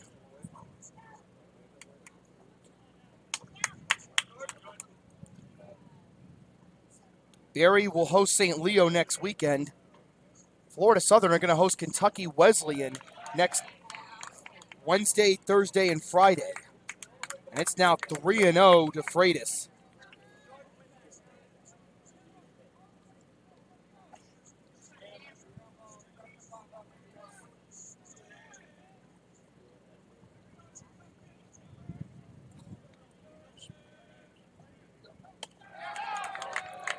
And that one wasn't close either. And Jordan Murray walks in a run. That'll bring in Alleywine, and it's 7-5.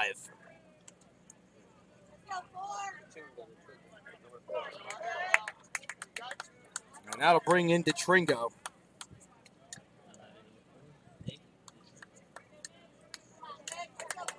Back-to-back walks, and that officially closes the book on Preston Schumacher. We'll give you that in a second.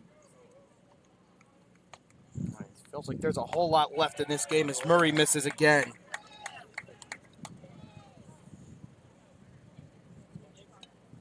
That's 7 straight balls by Murray. So for Preston Schumacher, 3+ innings, 7 hits, 5 runs, all earned, 3 walks, 3 strikeouts on 71 pitches. He does not qualify for the win. I mentioned Eckert, a 3-2 winner over Palm Beach Atlantic. The Tritons win that conference series. They host Florida Tech next weekend. Palm Beach Atlantic will travel to Daytona Beach to take on Embry-Riddle. I mentioned Berry and Florida Southern's plans for next weekend. The only other game still going on, well, actually 2. Nova leading Embry 6-5, and St. Leo leading Lynn on top of this one.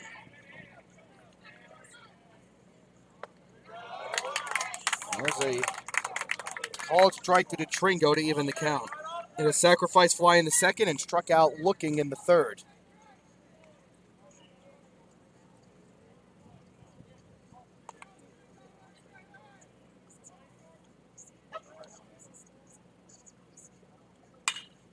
And this is going to be hit towards right center. Catanza and Gronberg giving chase, and that'll drop. 1 run will score. Freitas is right behind him. That will clear the bases. And just like that, Tampa have gone back in front 8-7.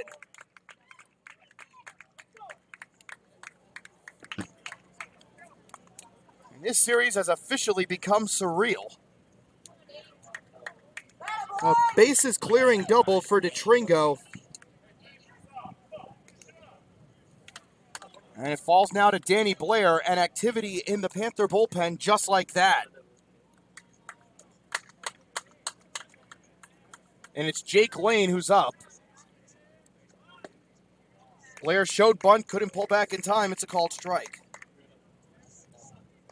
That very nearly went out, and it almost was the second grand slam of the day for the Spartans. Off the bat of DeTringo there. This one's going to be a 2-hopper to Boozer at first. It's going to be a foot race. And Boozer just does beat Blair. It looked very, very close. And that caps a wild top of the 4th. For the Spartans, 4 runs, 2 hits, no Panther errors, 1 left. And it's going to be a new pitcher for Tampa.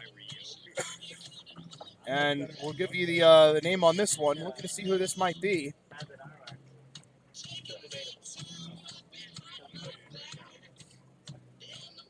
I'll tell you about who's coming up next for Florida Tech. Wait to see the number on the new Tampa pitcher. I think that might be James Reynolds.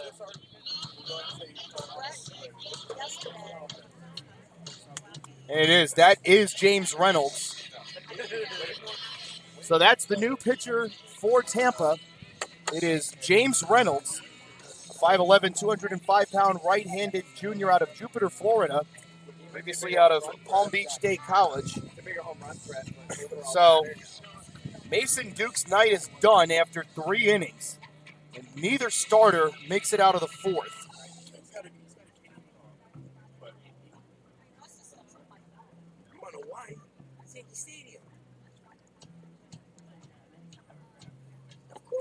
So we'll come back and we'll give you the numbers on Duke in a moment.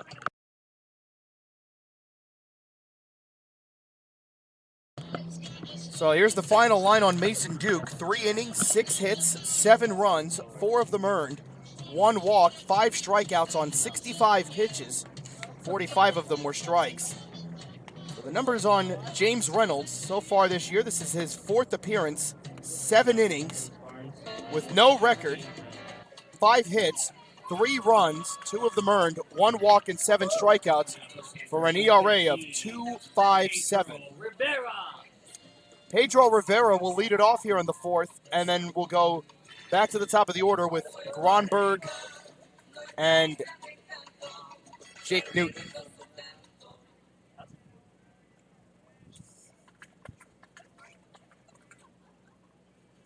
First pitch from Reynolds.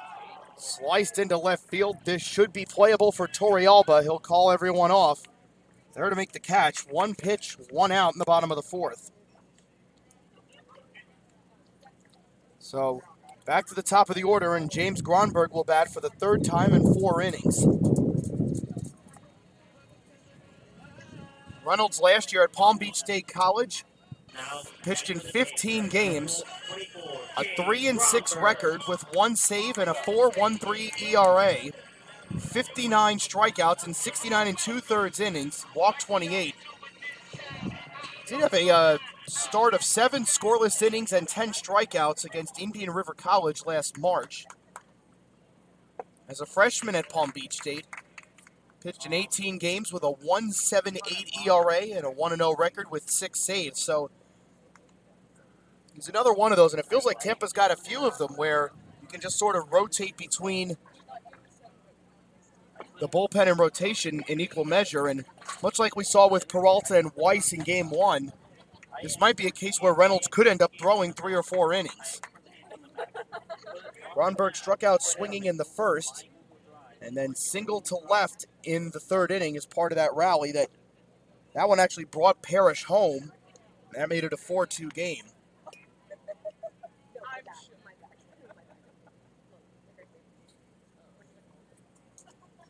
Everyone's just dizzy for what has been a wild couple of innings. 8-7 here on the bottom of the 4th. This is college baseball. As Gronberg looks at strike 1.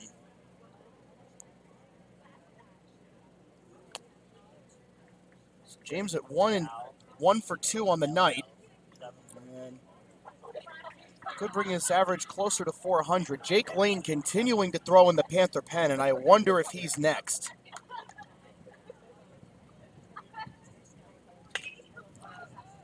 Slice the other way. Will that stay in play? No, that will get into the Spartan bullpen.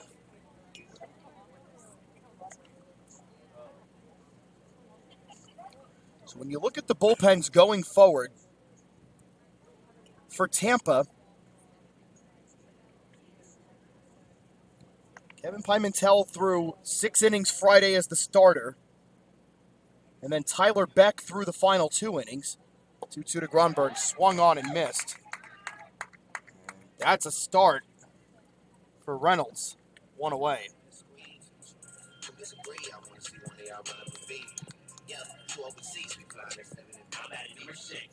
Jacob Newton.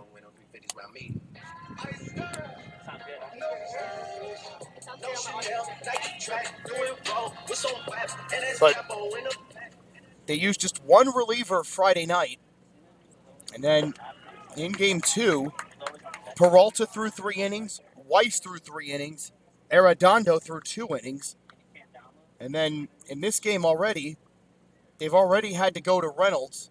And you look at who might still be available. That misses inside 1-1. Pimentel, Duke, Foster, all have been used as starters.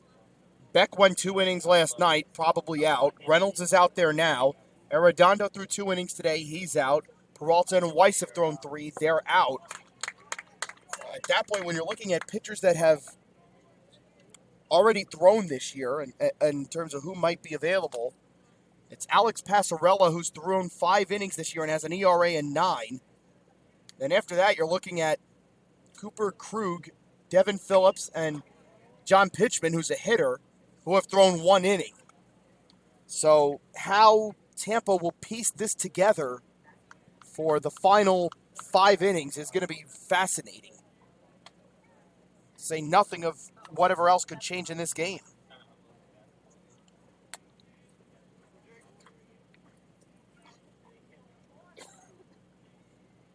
One and two, the count to Newton, who's 1 for 2 on the night and tripled his last time up, as that's going to be fouled out of play.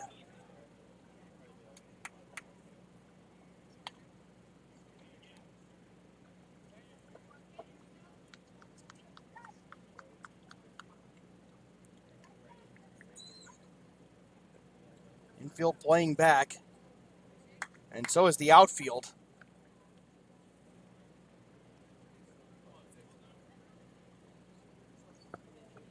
Especially after what Newton did last time up. And time called.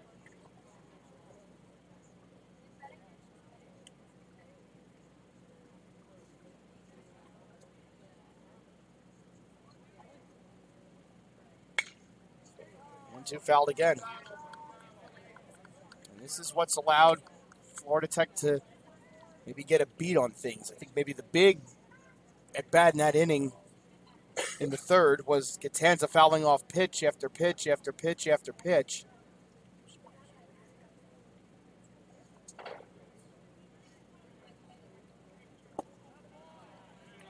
And Jake lays off that one, and it'll even the count at 2. This is wild. 2 balls, 2 strikes, 2 out.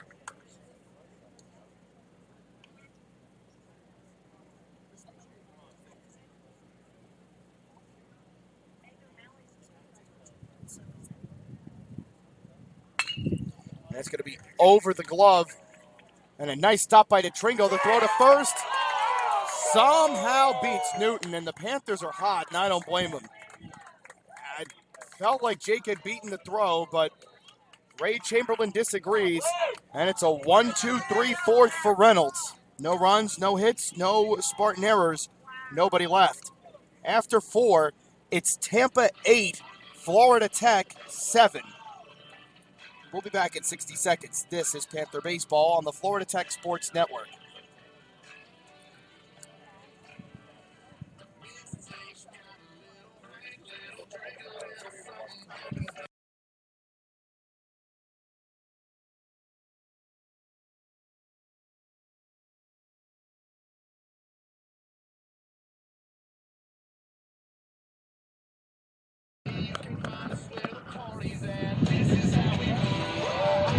Oh, he beat that.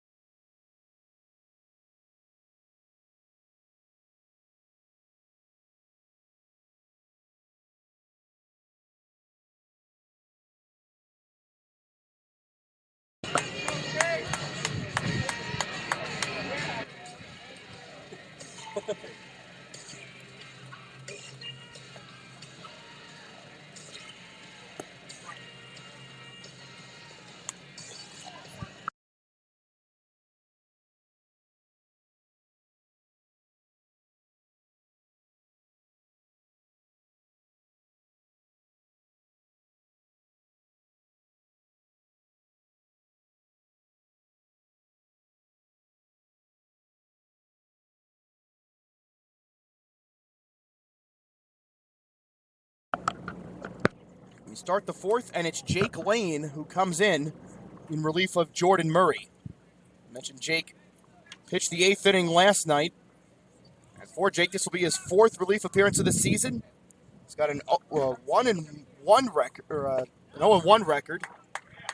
It was Jordan who pitched last night. Jake, an 0-1 record with a 4.15 ERA and a 2.20 WHIP. 4 1/3 innings, 6 hits, 3 runs, 2 of them earned, 3 walks, 4 strikeouts, with a 3.33 average.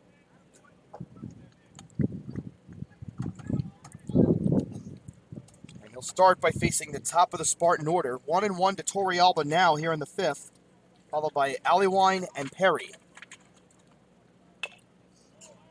Fouled off, and I think that might have even hit off the foot of Torrealba. Casey Sanchez might buy him a minute or two there. Final line for Jordan Murray. 1 inning, 2 hits, 3 runs, all earned, 2 walks, no strikeouts on 22 pitches. 10 of them were strikes.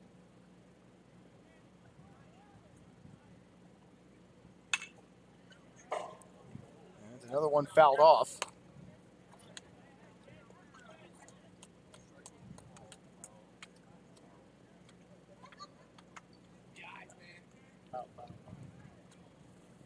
Did that line just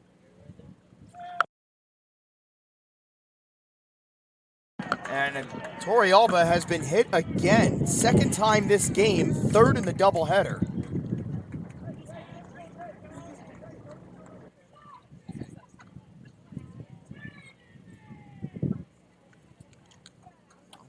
Well, forget the ice bath. They're pulling over on the road on the way back. He's getting all the leave.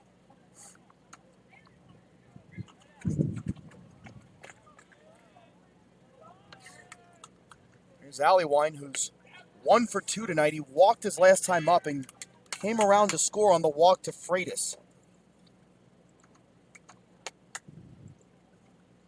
Florida Tech softball now leading Converse 7-0 that game in the 5th. Tried to work inside there against Aliwine.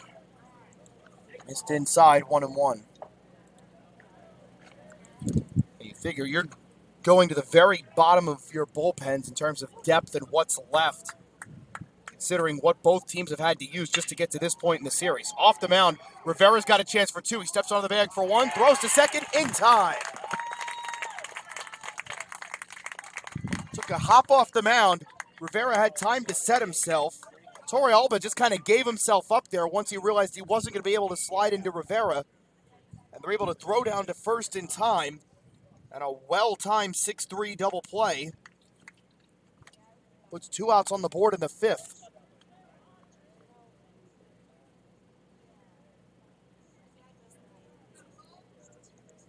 That'll bring up Cole Perry. 1 for 3 in this game. Reached on a single to left last time up.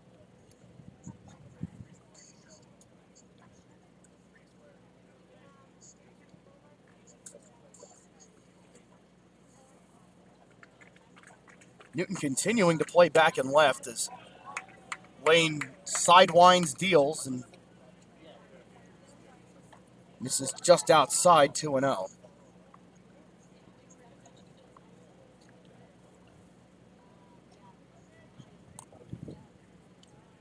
Lane working from the far side of the first base side of the rubber, deals,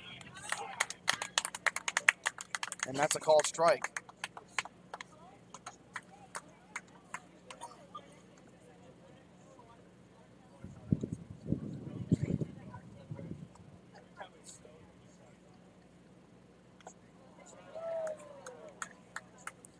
And he's been hit. If they're pitching, just having trouble avoiding Spartan hitters. They've been trying to work inside a lot, and that's the risk you run. 2nd hit batsman of the inning, 3rd of the game, and I believe 5th of the doubleheader. I'll tell you, this game is going to be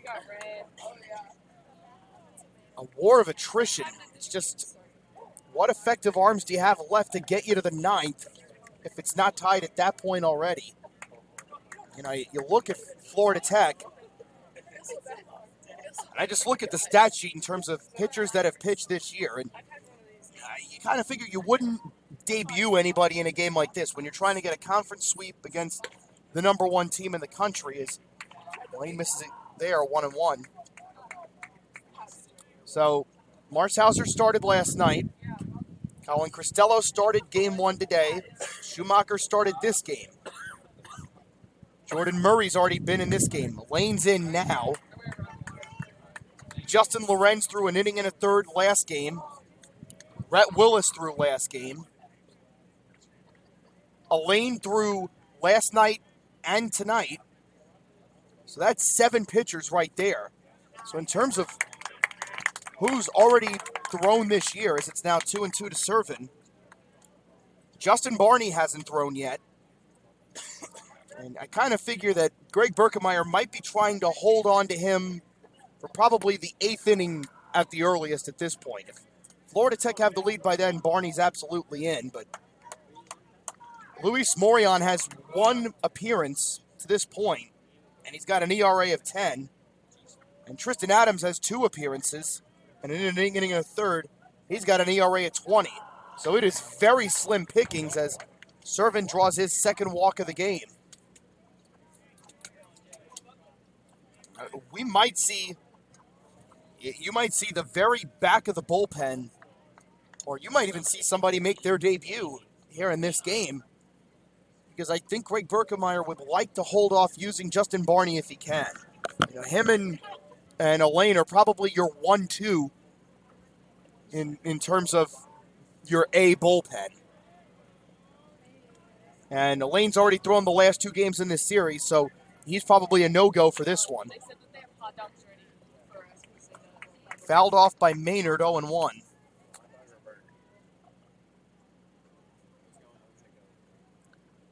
Just coming up on the 2-hour mark almost, and we haven't even hit the official game stage yet. It's doing a number on everybody. The 0-1. Fouled off. And Lane is 1 strike away from getting out of this inning. As unconventional as it's been.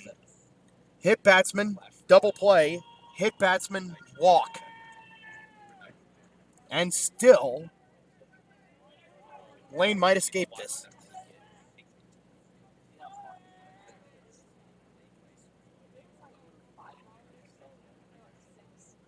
The 0-2.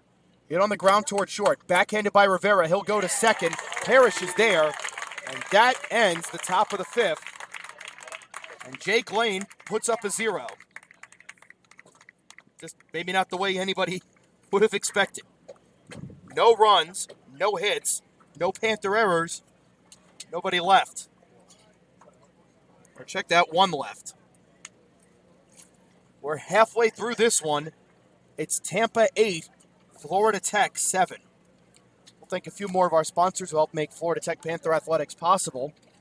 Our Bronze Panthers of the Art Lab, Crown Plaza, Fairfield Inn and Suites, Holiday Inn Express and Suites, Holiday Inn Express Melbourne, Jacobus Fielding, Kiwi Tennis Club, La Quinta Inn and Suites, Off the Tracks in Tequila Azul, Phantom Productions, Ryan Reporting Incorporated, Sandpiper Sportswear, C-Deck, Senatech, and Walmart.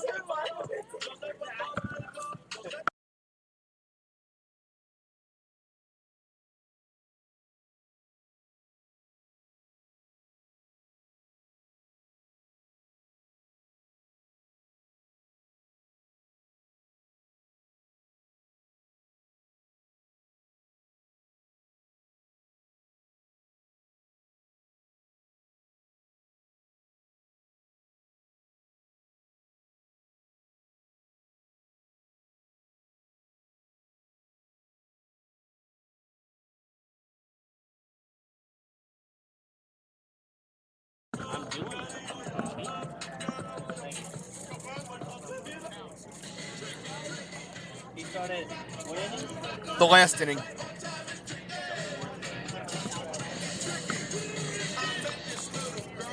We start the bottom of the 5th.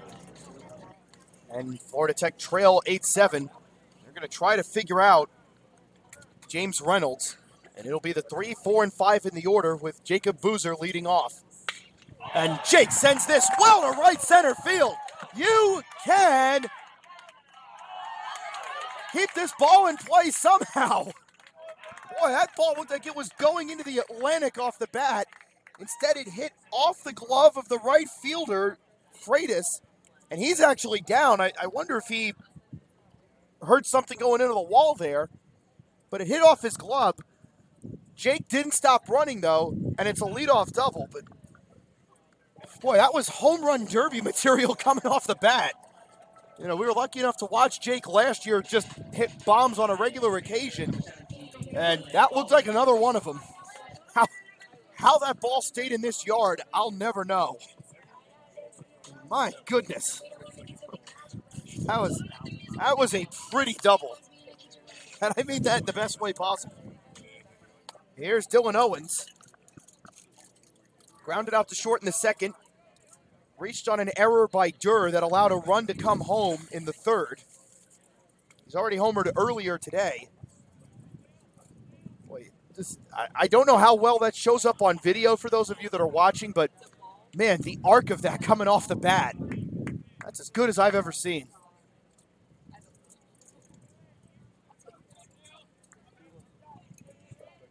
I want to know the count to Owens. And considering how well Reynolds looked last inning, if you're in that Panther dugout and you're in the lineup, you got to be thinking, well, Boozer can do it. We can too. Maybe they saw something. Owen hits this towards third, and that's going to hit off the glove and a throw to first in time. That's an excellent recovery by Cole Perry. You know, Dylan can move, and he had enough presence of mind to be able to recover and knew he had enough time to make that throw.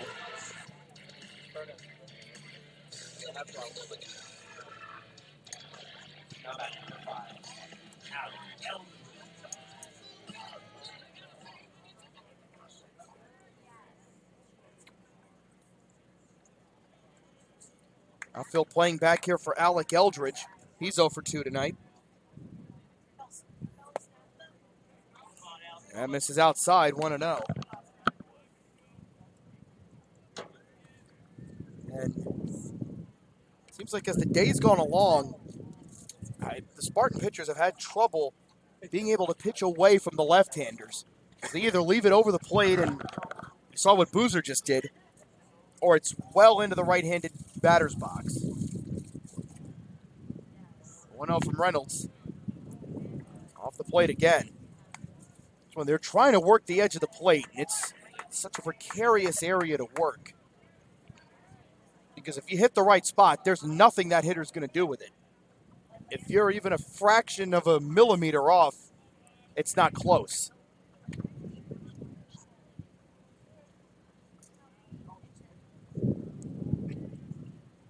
Eldridge has the count in his favor here, the 2-0. They got the inner half of the zone. They're working right next to him, and it's a called strike.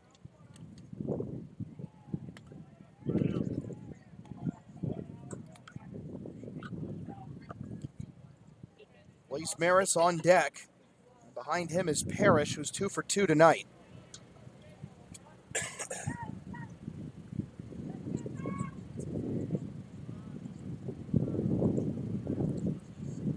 Blair playing way back in center, and will this stay fair? It does. That's going to roll to the corner. This is going to tie the game. Eldridge digs for second. It's an RBI double for Alec Eldridge, and we are square at 8. Good piece of hitting going the other way by Alec Eldridge. That just stayed fair inside the line, down the left field line, and it's 8-all. Number 9, Blaze Maris. First hit of the night for Alec Eldridge, and that had to feel especially good for him. Alec still trying to get his footing here as a freshman, coming over from Satellite Beach. And that was his 6th hit of the season, just his 2nd RBI, and that had to feel especially good.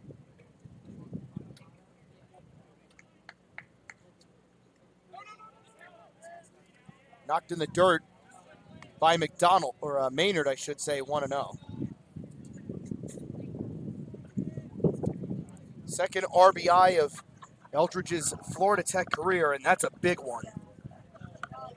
Florida Tech very much showing they want the sweep.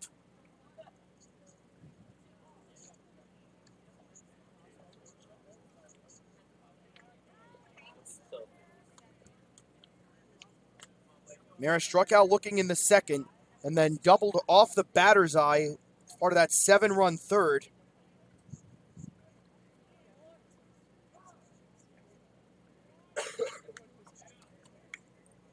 And that was what allowed Dylan Owens to come home. And that actually capped, I believe that was that might have given Florida Tech the lead, if I'm not mistaken. We go to check the scoring plays. So that's fouled off by Maris.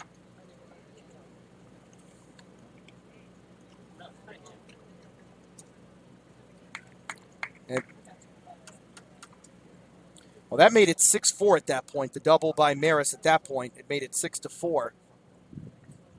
And that was part of that wild sequence where he doubled, and then Parrish on the next one hit one into the gap that very nearly went out. I'll tell you, when the Panther hitters are making contact, this is going to be hit off the end of the bat. Runner at second will hold. Up with the throw is Durr, and that will get Maris for the second out.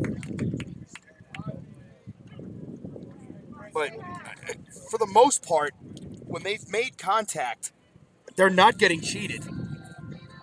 Newton hit a bomb for a triple. Maris hit one right off the batter's eye. Parrish hit one into the gap. Boozer for his double. It looked good off the bat. You know, they're not getting cheated. It's not quite a boom or bust offense, but it's pretty close. Brett Parrish looking to make it 3 for 3 here in game 2. Got quite a bit of family here watching him. They've made that trek having to go see his brother Drew up at Florida State. They came back down. Seminoles played last night against Youngstown State. It's got to be a whirlwind having to make that trek every weekend. At least they're in the same state. That makes it easier. You can imagine one being here and the other being at South Carolina. It'll get taxing after a while. 2-0.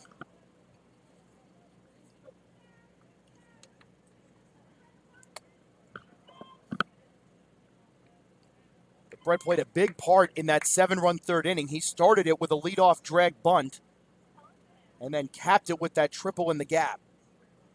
Looking for his third hit of the night, and it could potentially put Florida Tech back in front. Reynolds missed away. 3-0. Vinny Catanza, who's played his part in this comeback, is on deck.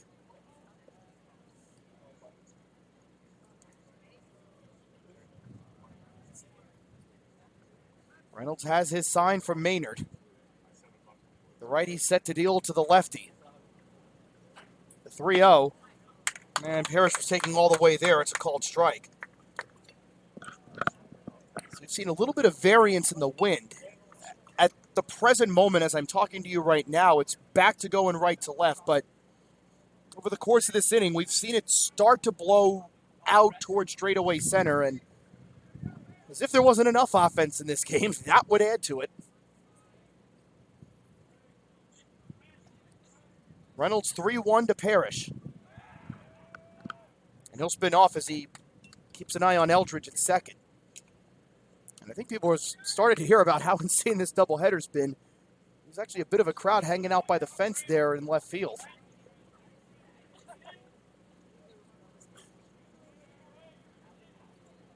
Hopefully nobody does what the Astros fans did last year in the playoffs. And a called strike to Parrish. Our cameraman Dusty's grinning when I said that. If you want to take a guess what team he roots for.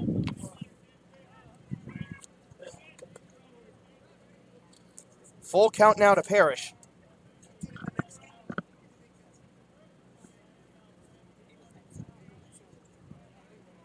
Durr shadowing the runner. And that missed plenty outside. Ball 4. It's the first walk issued by Reynolds. And it'll put 2 runners on for Vinny Catanza. This is where that chess match between Urso and Berkemeyer is going to get interesting. No one's throwing in either bullpen, but it basically becomes how many guys do we have left that can throw? Like, who feels good enough to throw? Who can we throw out here now in a tie game, conference game where for Tampa, this is going to matter down the road. You know, if you have a tight conference race and for their region record, which could affect their seeding for the tournament. For Florida Tech, who knows how their season unfolds? This could loom large later on.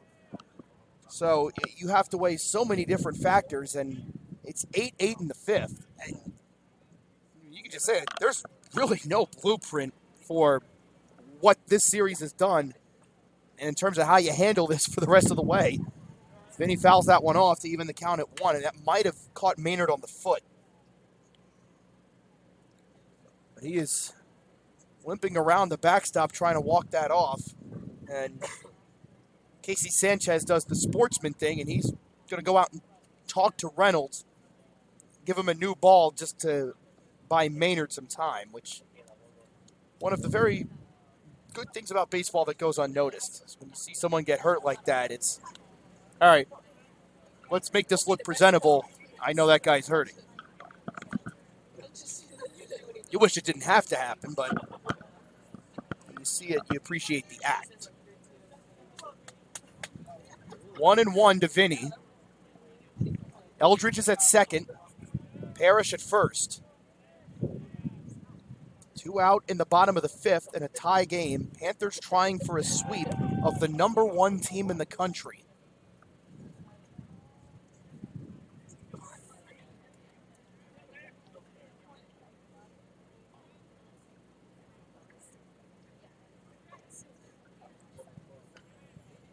Panthers have done a good job going the other way, and there's plenty of room in left field and the left center field gap if they want to use it. As Catanza takes a called strike. Pedro Rivera's on deck.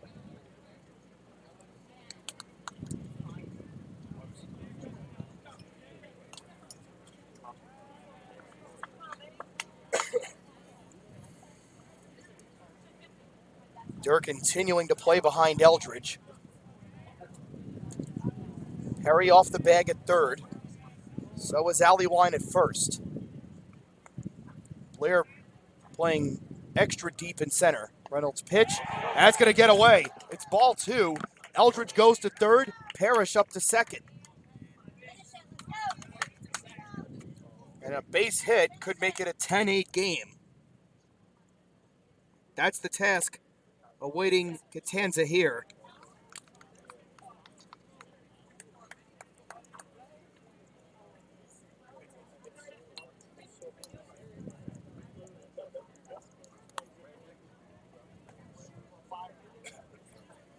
So looking at Reynolds at this point, this will be his 37th pitch already. He's trying to finish his second inning. The 2-2. It foul down the first baseline. We'll do it again.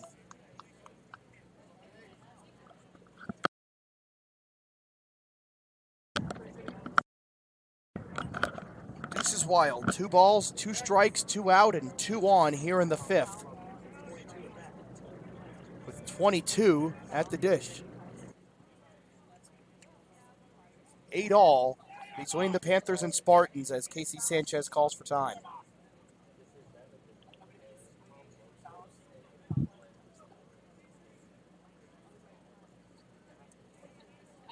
Reynolds comes set as he brings that glove shoulder high. And the pitch, just off the plate. We've seen that call go both ways to both teams throughout this doubleheader. Reynolds just missed, and the count is full. Wouldn't necessarily say that the carousel's in motion with first base open, but all the pressure on Reynolds here. Vinny might get a very good pitch to hit, and he'll ask for time first.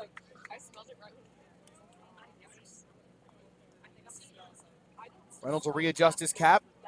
Stares in to get the sign from Maynard. He still looked to agree. He's got it now. He'll bring the glove to his chest, and he sends the 3-2. Line down the first base line, and that is a tremendous catch by Alleyline. Boy, if that get past him, both runs score, and Vinny, at worst, is at second base. That could be a big, big play in the scope of this game going forward. This game stays tied, but the Panthers are back on level terms. 1 run, 2 hits, no Spartan errors, 2 left. We go to the 6th. It's Florida Tech 8, number 1 Tampa 8. We'll be back. This is the Florida Tech Sports Network.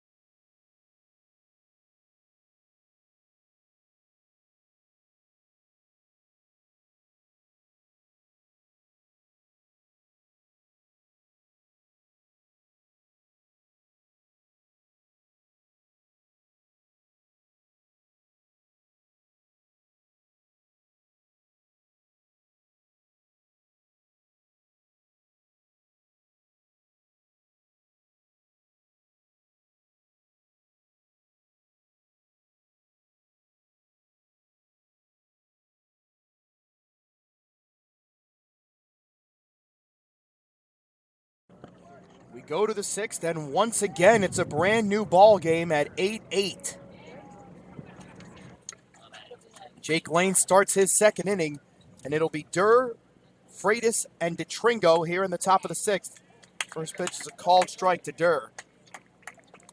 You know, it's just been a generally bonkers series, all told. Durr grounded to second. He's walked his last 2 times. So you look ahead to Wednesday, when Florida Tech will welcome in Davenport, who just recently made the transition out of NAIA and into Division II. They're part of the Great Lakes Intercollegiate Athletic Conference. They were 3-0 to start this season. Won their first 3 games against Ohio Valley last Thursday. They begin their Florida road trip tomorrow in Winter Haven against Merrimack College. They'll play at Embry-Riddle on Monday, at Eckerd Tuesday, and then here on Wednesday, as this should stay on the infield. Rivera calling everybody off. Did he hang on to that? He did. But Petey's hurt. He's down. And Brett Parrish immediately calling out for the trainer, and he must have landed on his side very hard as he stumbled back, bringing the ball in. He's down. Might be his leg, too. Let's see what they tend to treat him with here, but that's not what you want to see. One of your most sure-handed fielders and one of your veteran leaders on this team being down in a game like this. But credit to Petey, who was able to finish that play and make the catch. So there's going to be 1 gone here for Freitas.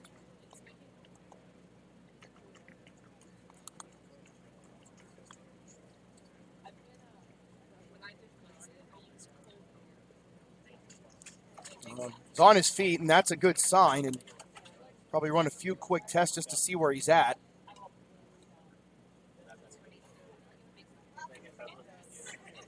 He's up, and being the baseball player that he is.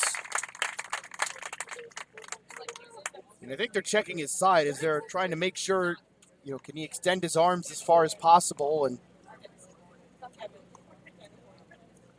Kevin's going to, well, not Kevin. Kevin's to my left. Pedro's going to tough this out, or at least through the end of this inning.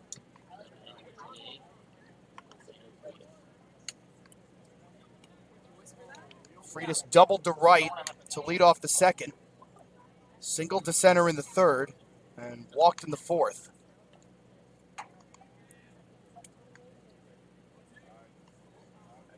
Nine sets. That'll miss it. Outside, although they do check down at first. Ray Chamberlain says no.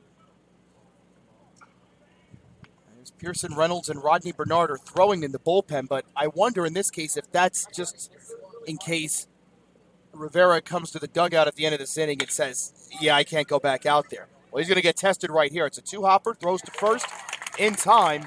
They'll get Freitas, and there's two gone.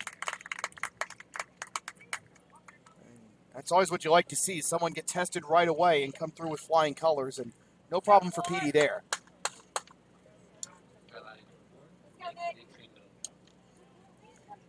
Brings up to Tringo, hit a sacrifice fly in the second. Struck out looking in the third. And then doubled to the wall in right center in the fourth.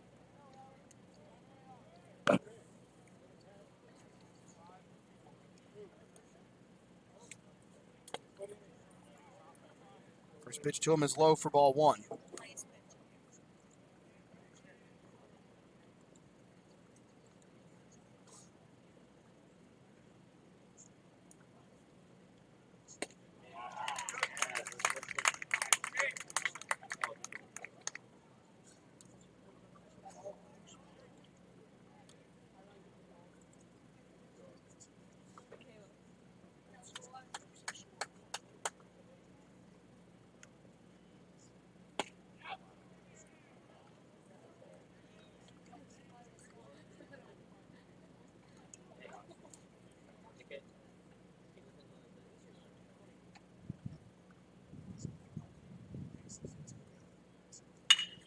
And this is going to be hit into the hole between third and short.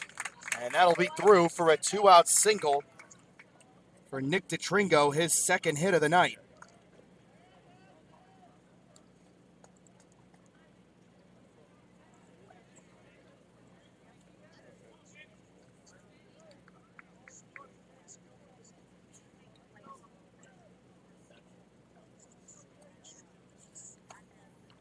That'll bring up Danny Blair.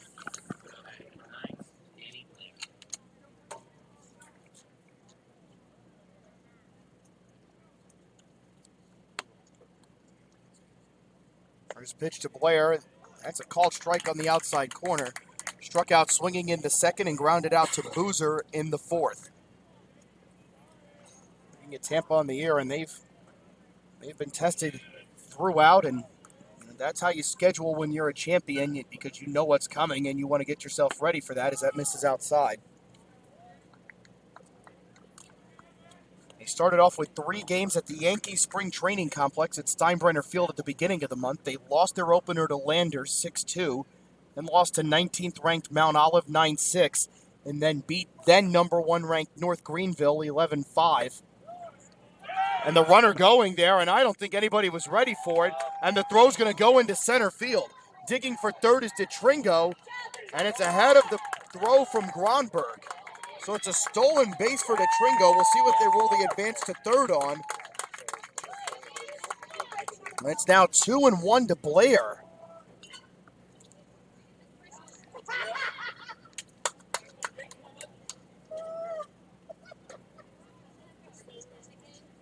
And time called as they got to readjust DeTringo's uniform there. I think his belt almost came off. And it's going to be a throwing error against Maris that will allow DeTringo to go to third. So he will get credited with the initial stolen base. And we'll see for DeTringo. That is his 6th stolen base of the season, which leads the team. And I believe that makes him 3rd in the SSC in terms of stolen bases. We'll try to get the up-to-date total. And indeed it is. That puts him alone in third. Jared Morello of St. Leo is first with 10. James Gronberg is second with 9. And now DeTringo, third with 6. Fouled off by Blair, and that makes it 2-2.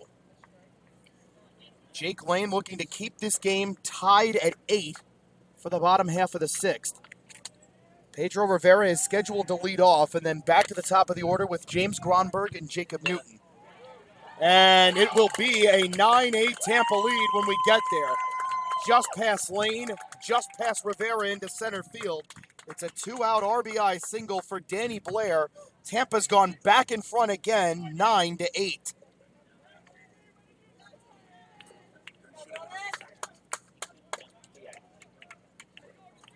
And back to the top of the Tampa order with Yorvis Torrealba.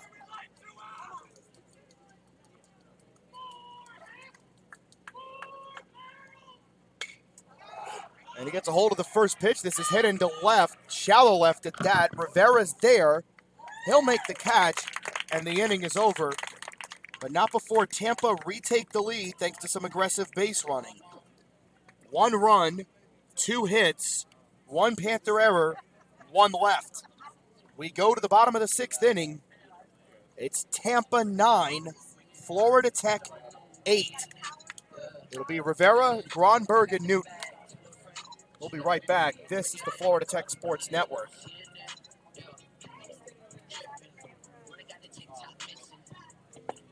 Special thanks to our sponsors who help make Florida Tech Panther baseball possible. Our Bronze Panther partners of the Art Lab, Crown Plaza, Fairfield Inn and Suites, Holiday Inn Express and Suites, Holiday Inn Express Melbourne, Jacobus Fielding, Kiwi Tennis Club, La Quinta Inn and Suites, Off the Tracks and Tequila Azul, Phantom Productions, Ryan Reporting Incorporated, Sandpiper Sportswear, C-Deck, Senatech, and Walmart.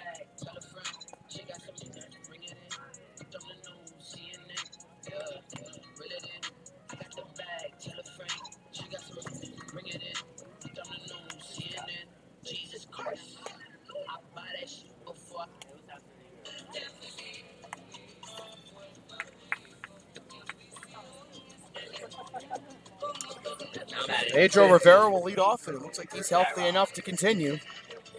After that injury scare there in the top of the inning, Pedro struck out in the 3rd, but it was a drop 3rd strike, which allowed runners to go into scoring position. And that was actually, low-key, a very important part of the Florida Tech 7-run 3rd inning. And a called strike to Petey to start. He flew out to left in his last at-bat. St. Leo are 6-3 winners over Lynn in Game 2 of their doubleheader. Scored 2 in the 7th and 2 in the 8th to pull away.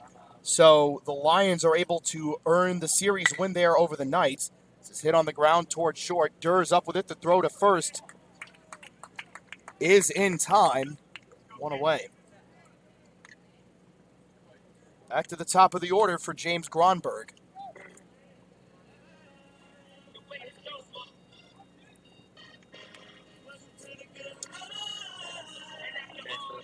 St. Leo are off till next weekend. They'll travel to Miami to take on Barry. Lynn will head to Linner Park to take on Rollins. Top 9 in Fort Lauderdale. Embry-Riddle and Nova Southeastern are tied at 6. We mentioned Barry, an 11-2 winner over Florida Southern. So 2 games in the SSC still going. It's this one and the Nova Embry-Riddle game. First pitch from Reynolds is outside for ball 1.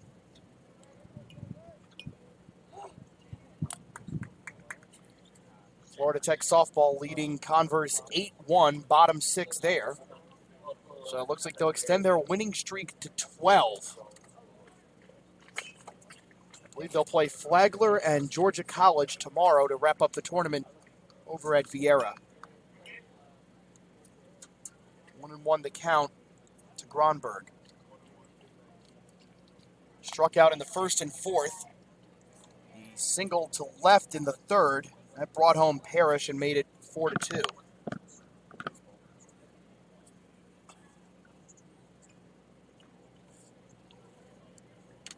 So due up for Tampa in the 7th. It's the 2, 3, and 4. Allewine, Perry, and Servin.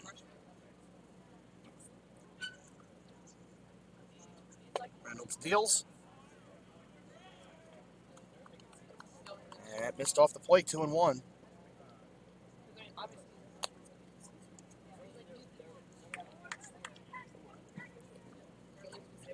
Perry's playing in at the corner at 3rd. Only one creeping in a little bit at 1st. When Reynolds went to the fastball there, James couldn't catch up, and it's 2-2.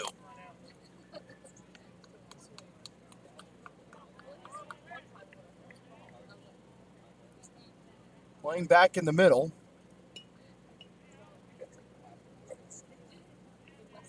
I think the outfield respects Jimmy's wheels enough to stay back here and not let anything get behind them. On the ground towards second. It's going to be backhanded by DeTringo. And the throw is going to get past Alleyline. Now, did that get into the dugout? I don't think it did. James is going to stay at first, but the Panthers do have the tying run on with 2 out in the 6th.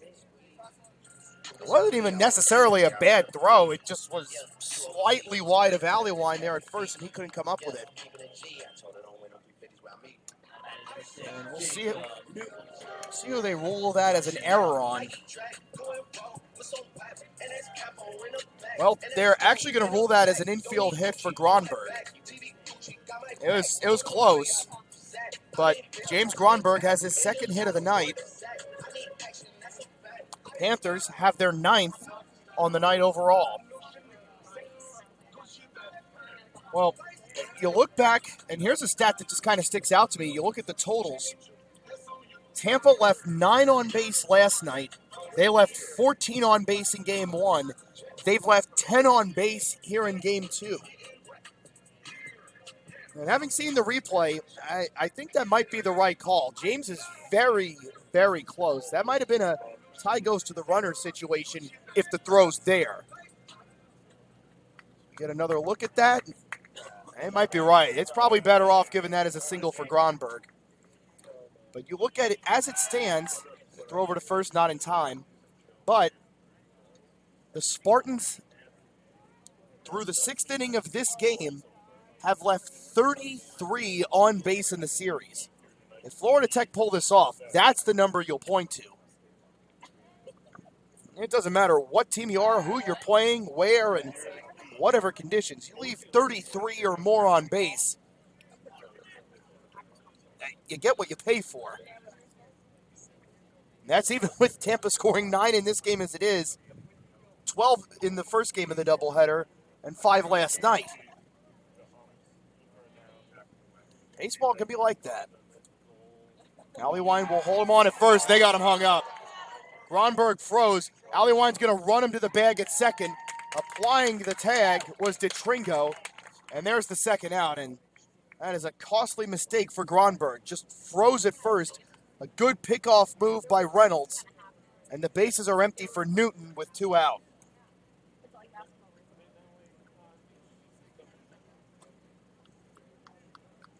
Officially put it as 1-3-4. With DeTringo actually the one covering on the play, at least it looked like from here. I won't claim my eyes to be perfect. First offering to Newton, and a waste pitch away. 1-0. You mentioned Tampa had that start where they were facing multiple ranked teams in the first weekend. Their second weekend, they went up to Milledgeville, Georgia, and actually pretty convincingly swept 6th-ranked Georgia College. 7-0, 15-3, 6-1. Boy, Newton fouled one that hit Maynard right in the mast. Take a beating in this doubleheader. And I stand corrected. That was actually a 4-game series. 7-0, 15-3, 6-1, 14-8.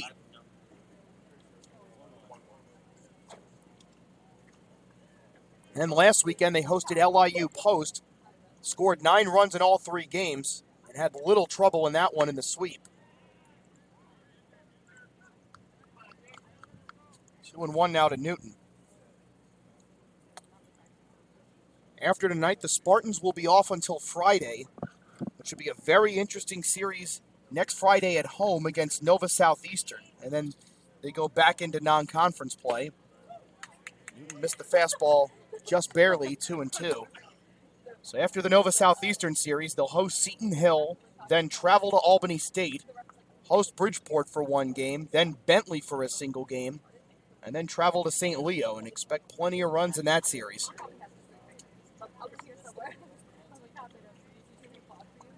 The 2-2 to Newton.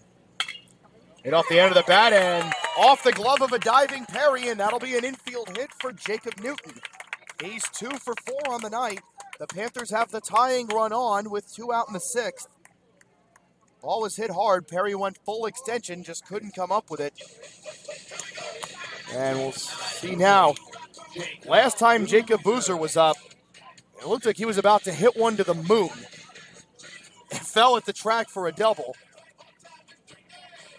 I get the feeling Jake wants another shot. And that came last inning, so this is going to be his second look at Reynolds. He's got to be feeling pretty good right now. And if you're Reynolds, I imagine your game plan is something like, not that pitch again. So I think Boozer has to know he's going to be getting a different look too. Throw over to first. I'll tell you, Reynolds has a good pickoff move. Very nearly froze Newton too, but he's back in time.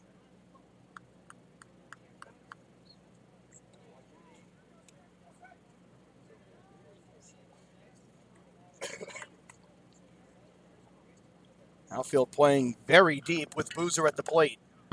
And he works him away, and that misses outside 1-0.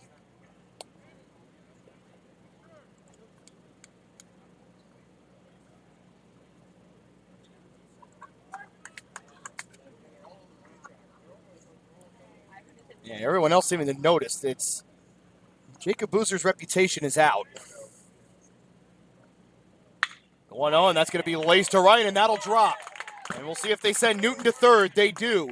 The throw coming in, and it will be late. And that's going to get away from Perry. Newton's going to go to the plate. The throw will be not in time. Not in time. And we are tied again at 9. And Boozer very alertly went to second. Boy, and the Spartans asking questions all over the field. Maynard, I want to say, is irate with his right fielder Freitas with the throw. Two hopped it to third. That went off the knee of Perry. Newton very quickly saw where that ball was going, got up, booked it home. We're tied. And then Boozer saw the same thing happen and thought, I'll be having second. And a base hit could put Florida Tech back in front.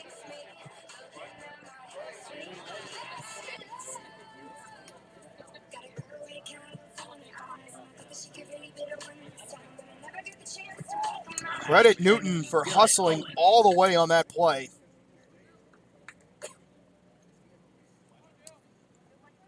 And they're going to rule that as Newton going to third and then advancing home on the throwing error by Freitas.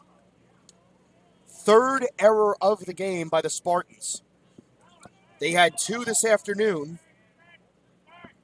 Last night they had 2. 7 in the series.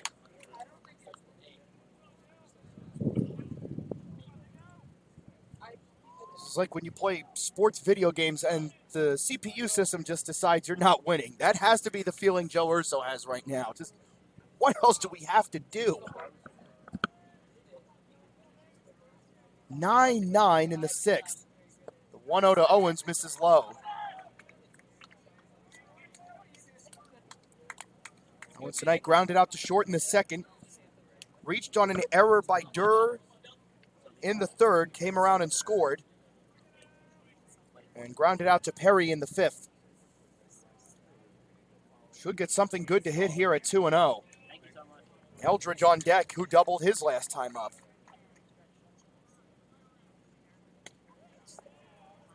So if you saw the Panther lineup last year, and then you saw it in the early going against North Georgia, you never would have thought this lineup had this series in them.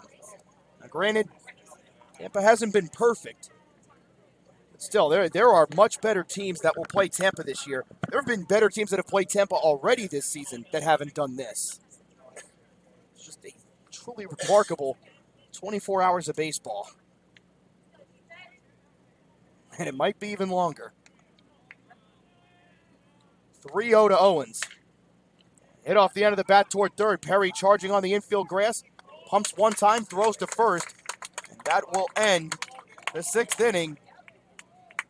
But we're on terms once again here at Andy Seminick Les Hall Field. 1 run, 3 hits, 1 Spartan error, 1 left. We go to the 7th. It's Florida Tech 9, number 1 Tampa 9. We'll be back. This is the Florida Tech Sports Network.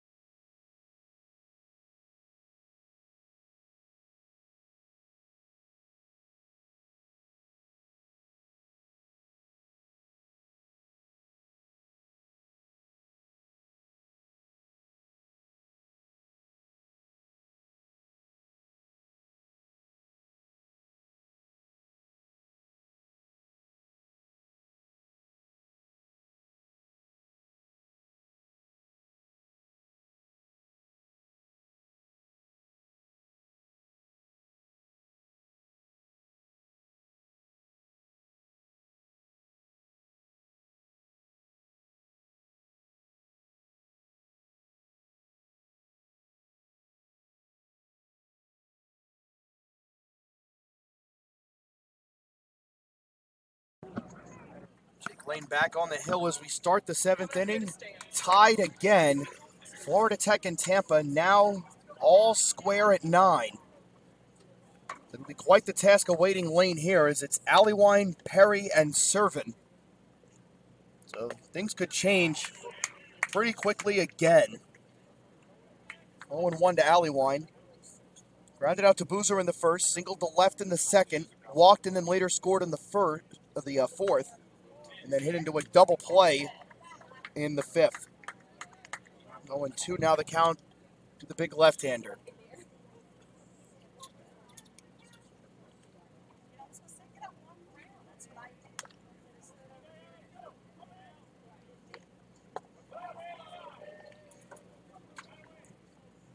Lane had one to waste there for ball 1. You add the 3 pitches to this at bat, and Lane is now even at 40 pitches. So this will be his 3rd full inning of work that he's starting, and Allewine lost the bat on strike 3 there. And that's a rough experience. Gotta walk over to the on-deck circle on the other side, go get his bat, and then walk back. Jake Lane's got his first strikeout. So he's at 41. And he's not long for this game, good or bad. If he gets all 3 here, that's probably it. You get 3 innings out of one of your middle relievers, you feel pretty good in a tight game. And I imagine if Tampa gets maybe 2 base runners on, that's probably the hook there too. Worked him inside, and that just missed 1-0. There is a lefty throwing for Florida Tech, but I can't quite see who just yet. He's actually not on top of the mound. He may just be throwing.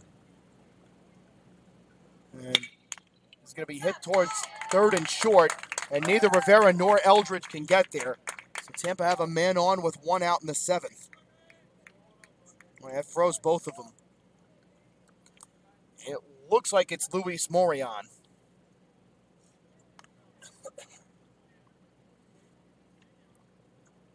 Luis, and this is just to tell you, this tells you just how spent both bullpens are. Morion has 1 appearance all season. First pitch to Servin is a called strike. He's reached all 4 plate appearances in this game. He's walked twice, singled in the first, and reached on a fielder's choice in the 4th. 0-1. Excellent command again by Lane. Caught the outside corner this time. And Morion's only other appearance this season,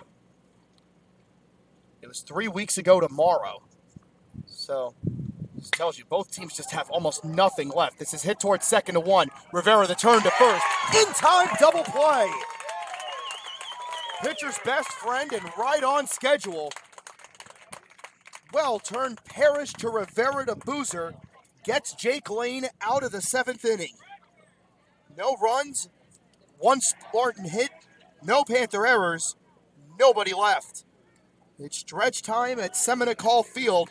We're tied at 9.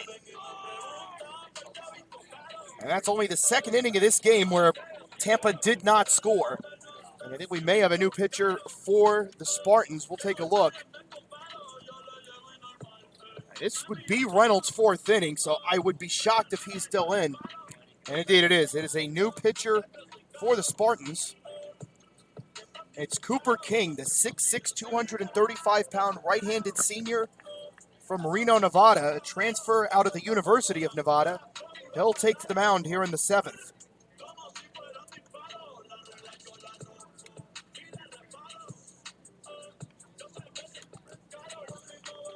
For Cooper Krug this season, he's had 1 appearance. So, tells you again, you're just getting the very seldom used relievers coming into these games. So we'll tally the numbers. We'll step aside for just a minute to get the numbers on Reynolds, and then we'll be back. It's 9-9 going to the bottom of the 7th here at Seminole Field.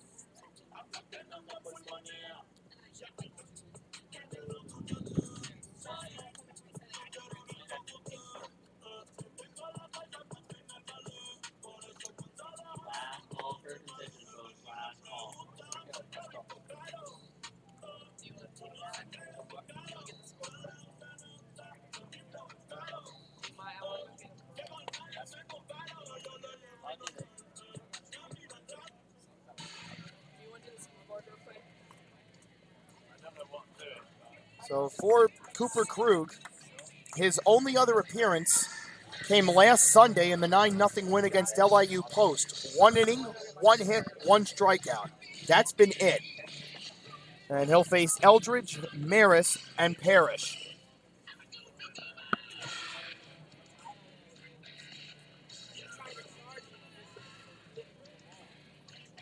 Krug came out of, although I do see the umpires are talking with the Tampa dugout. I'm not sure what that could be about.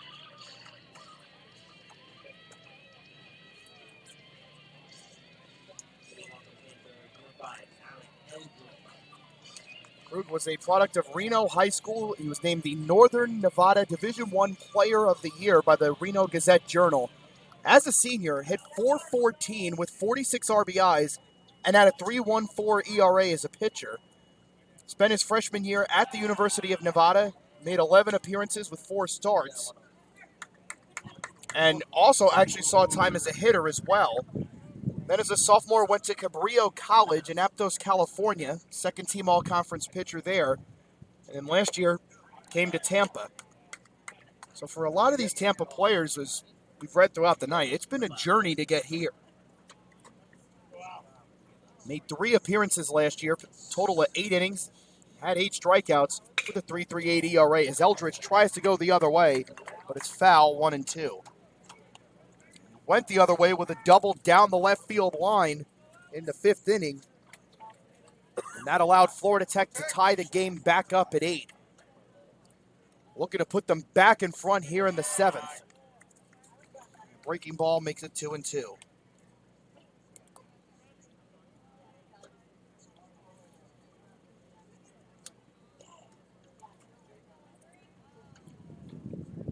Nova Southeastern win on a walk-off error as this is going to be hit towards short. Durr's up with it. The throw to first is in time, and Eldridge is retired for out number 1. A walk-off throwing error by Embry-Riddle allows Nova Southeastern to pick up the 7-6 win over Embry-Riddle.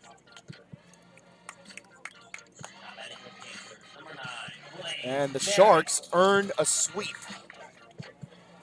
The Sharks are now 5-1 in SSC play.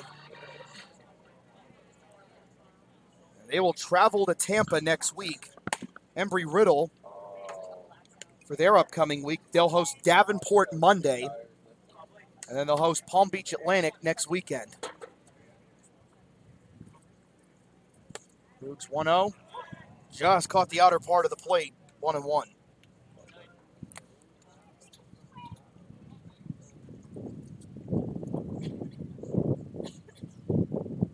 His appearances last year, probably his best ones, came against Catawba, where he had 3 strikeouts. And then he did the same against Albany State in the regionals.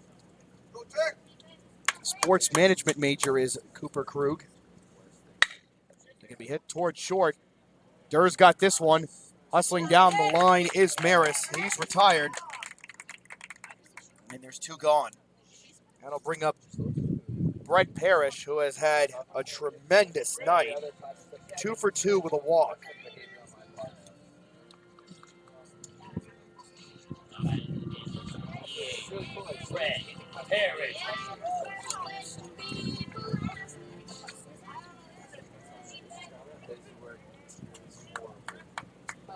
So everything a final in terms of the late games in the SSC, with the second of those double headers as first pitch is a called strike to Parrish. Nova 7-6 winner over Embry-Riddle. Eckerd defeated Palm Beach Atlantic 3-2. St. Leo a 6-3 winner over Lynn. And Florida Southern swept Barry as Parrish goes right back up the middle and into center field. Brett Parrish has himself a 3-hit night, and the Panthers have the go-ahead run on with 2 out here in the 7th.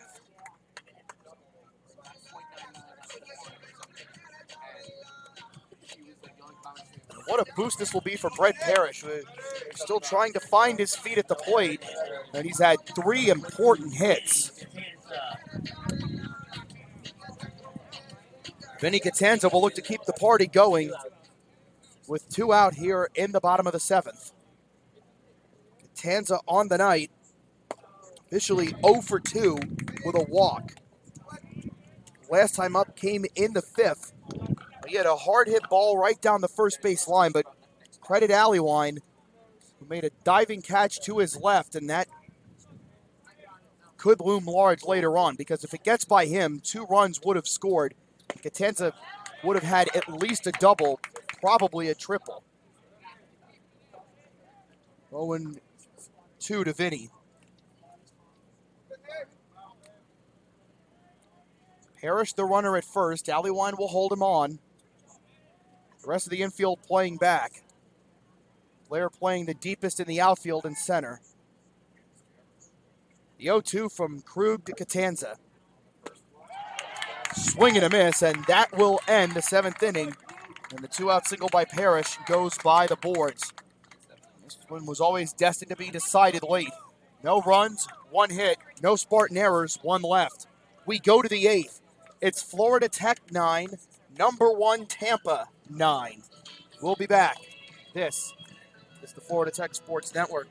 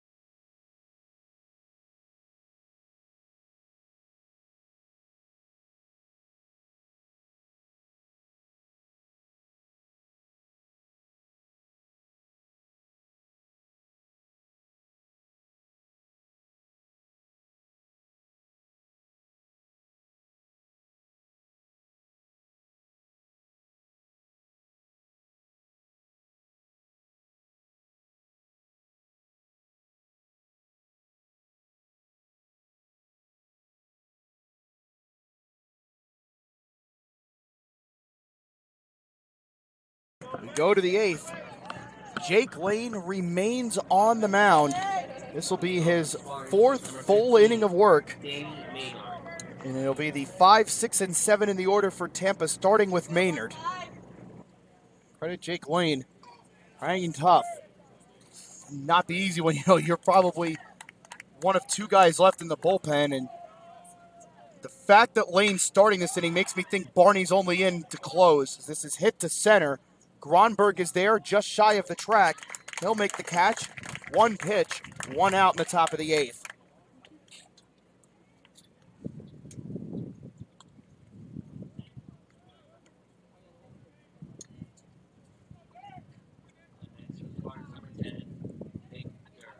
Here's Nick Durr. He's walked twice, grounded out to second, and popped to short on the other occasions.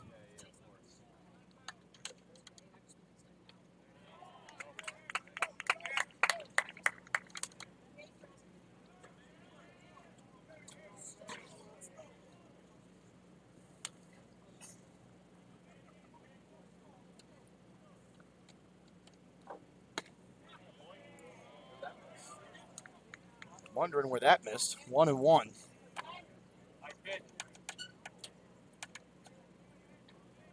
First scored at the 4th inning. Part of that 4-run frame. Here's your recap.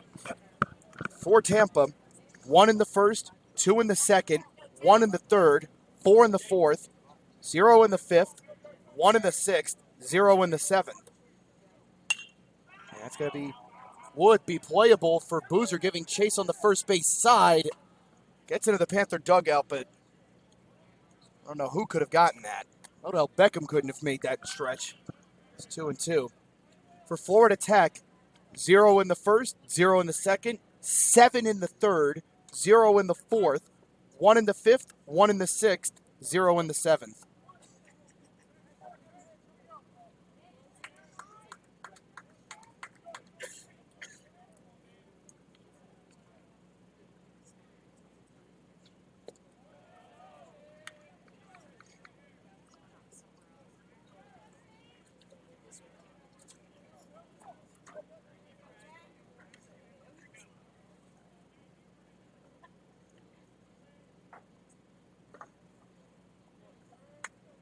Lane has his sign. The payoff pitch fouled off the knee of Maris. Will do it again.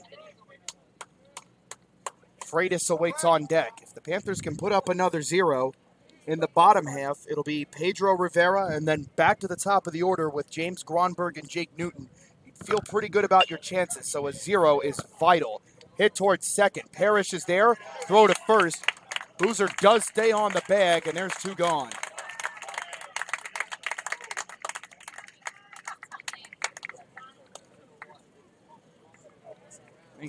Win or lose, there are some massive kudos in store for Jake Lane for keeping Florida Tech in this game, and now he's gone 3 2/3 innings, which have proved so incredibly vital.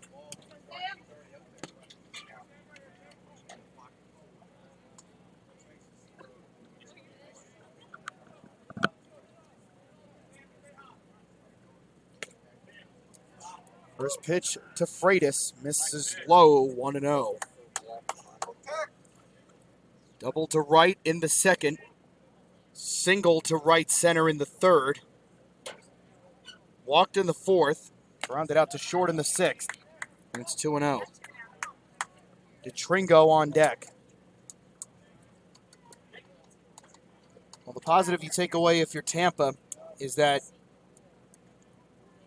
you're going to get you to turn your lineup over one way or the other in the top of the ninth. You're going to see the top of the order again. That's lined over the head of Parrish and into right center field. Catanza over to cut it off. Good job getting that back in the infield, and they'll have to hold Freitas to a single.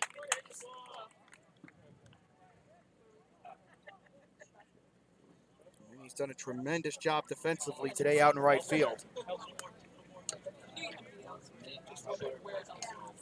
Here's Nick DeTringo, 2 for 4 today. Had a sacrifice fly in the second. Doubled in the fourth. That brought home a run. Matter of fact, it was a bases clearing double in the fourth to right center field. First pitch is off the glove of Maris, but not far enough to move the runner, 1-0.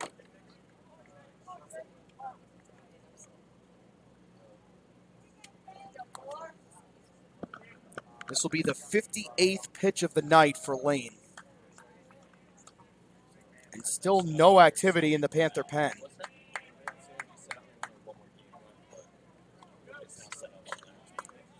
Interestingly enough,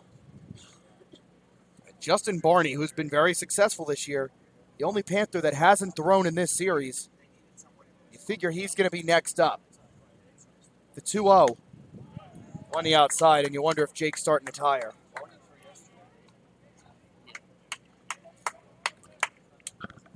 Panther softball an 8-1 winner over Converse College this evening. They wrap up their day in Viera. They are now 13-2 with a 12-game winning streak. And that gets away from Maris for ball 4. And the Spartans have the go-ahead runner in scoring position with 2 out here in the 8th.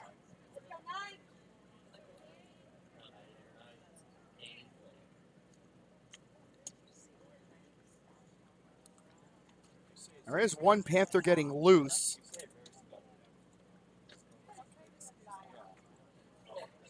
Well, that's Tyler Osterman, who's an infielder, so he may just be stretching. Jeff Tam out to talk to Lane. As Blaise Maris, very animated, and I think it's very friendly with Jake Lane out on the mound. But for the Panthers, even at the start of this game, and then the way it started, where it was 4-0 immediately, and you thought, well, they've got 2 or 3. Tampa or Tampa. It's okay to lose this one. And then the way everything's unfolded, you want that sweep now. Well, I see a catcher heading out to the pen as Casey Sanchez breaks up the mound conversation between Jeff Tam and Jake Lane. Let's see who's throwing. Actually, I could be mistaken. I thought that was 18. It's actually 16. So it's Justin Lorenz, who pitched in game 1 earlier today. He's just quick tossing right now. First pitch on the way to Blair. And to raise the shoulders at that one, it missed, 1-0.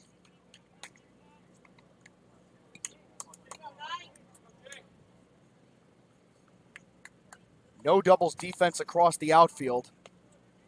Both middle infielders playing close to the bag at second. Eldridge off the bag at third. Boozer playing behind the runner at first. Wayne comes set. And the 1-0. Nearly got Blair on the knee. They'll check with Ray Chamberlain. He says it's a ball.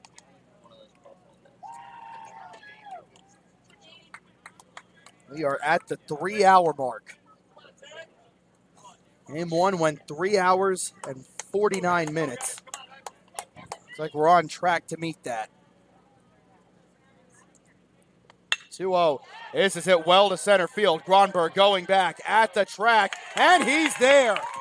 What an effort by James Gronberg to run it down in the gap, and this game stays tied at 9. No runs, 1 hit, no Panther errors, 2 left.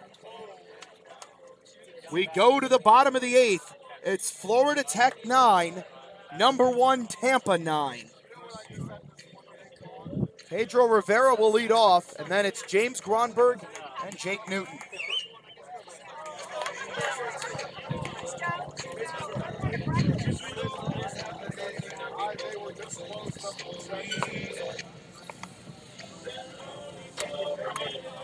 Special thanks one more time to our General Panthers, our General Panther partners who helped make Florida Tech Athletics possible. Carroll Distributing, Mike Erdman, Flamio Wealth Management, Hooters of Melbourne, Long Doggers, Southern Janitor, and USSI Global.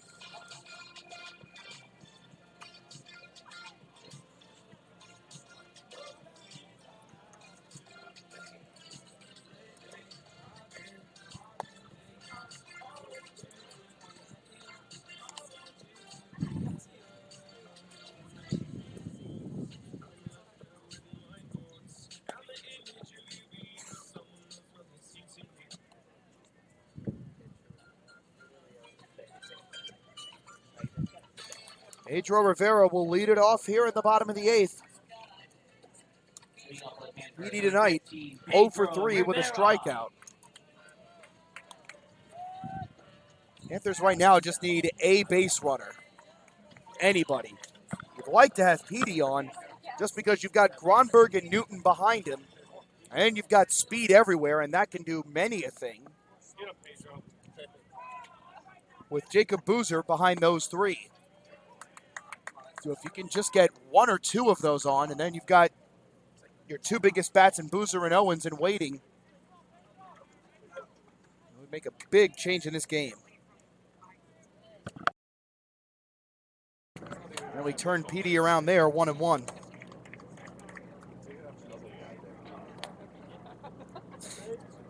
There's some suggestions in the press box. Wear an elbow pad.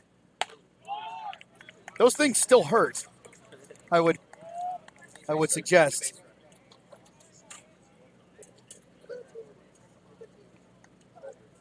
It's 2-1 to Rivera. Krug deals. That would have been ball 3, but it just explodes out of Krug's hand. 2-2.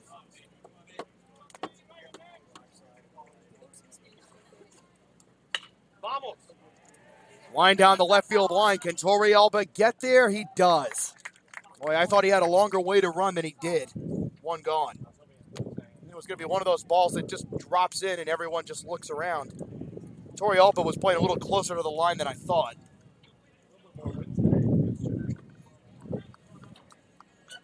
There's James Gronberg as we go back to the top of the order. James Gronberg. And he's 2 for 4 tonight with 2 strikeouts. Singled in the 3rd, and that brought home Brett Parrish. And then singled again in the 6th, but was promptly picked off. Yeah, you just need a base runner here, and preferably one with Gronberg's speed would do. First pitch is high for ball 1. Appreciation to Jake Lane. 4 innings, 4 hits, 1 run, 2 walks, 1 strikeout on 63 pitches. Gronberg was showing bunt, pulled it back. It's 2-0.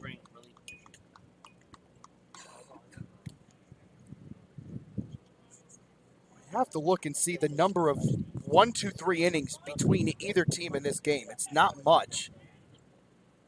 Krug deals. I just caught the upper part of the zone, 2-1. The first 6 Panthers were retired in order. They went 1, 2, 3 in the fourth, and that's been it, at least on the Florida Tech side. So 3 of the 7 innings. Tampa has not had a 1, 2, 3 inning in this game. From an offensive standpoint, it's now 2-2. The activity has stopped in the Panther bullpen. It might just be Jake Lane's game in the 9th. Scary thing is, it'll be the top of the Spartan order when we get there. But will the Panthers have the lead? The 2-2. Very close. That's a tough pitch to take, and the count's full.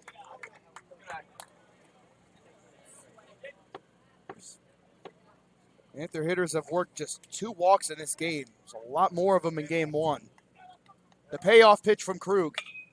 Lined off the end of the bat toward short. Tough play for Durr. He comes up throwing, and it will be in time. You've seen the strength of the arms of these Spartan infielders. Panthers have speed. It's what they're known for. And most of these throws are still beating them. 2 gone for Jacob Newton.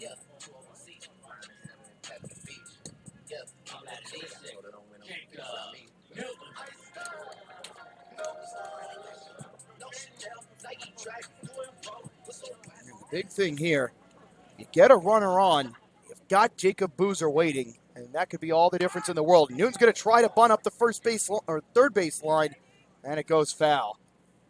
And now you run into a dangerous spot, because now Tampa have to be expecting it.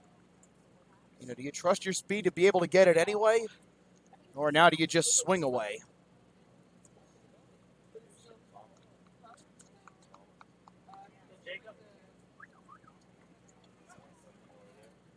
Newton at the plate with Boozer on deck. 0-1 the count and 2 out here in the 8th. We're tied at 9. Panthers trying for a historic sweep of a number 1 team in the country. The 0-1. Missed inside.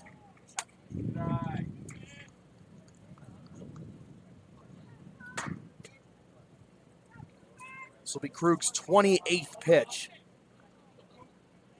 And here it comes. Hit toward left center. Giving chase is Blair. Torrealba's there as well. And Torrealba will make the catch. And the Panthers go in order in the 8th inning. Someone's going to win this game in their final at bat. The question is who? No runs, no hits, no Spartan errors. Nobody left. We go to the 9th. Florida Tech 9, number 1 Tampa 9. We'll be back. This is the Florida Tech Sports Network.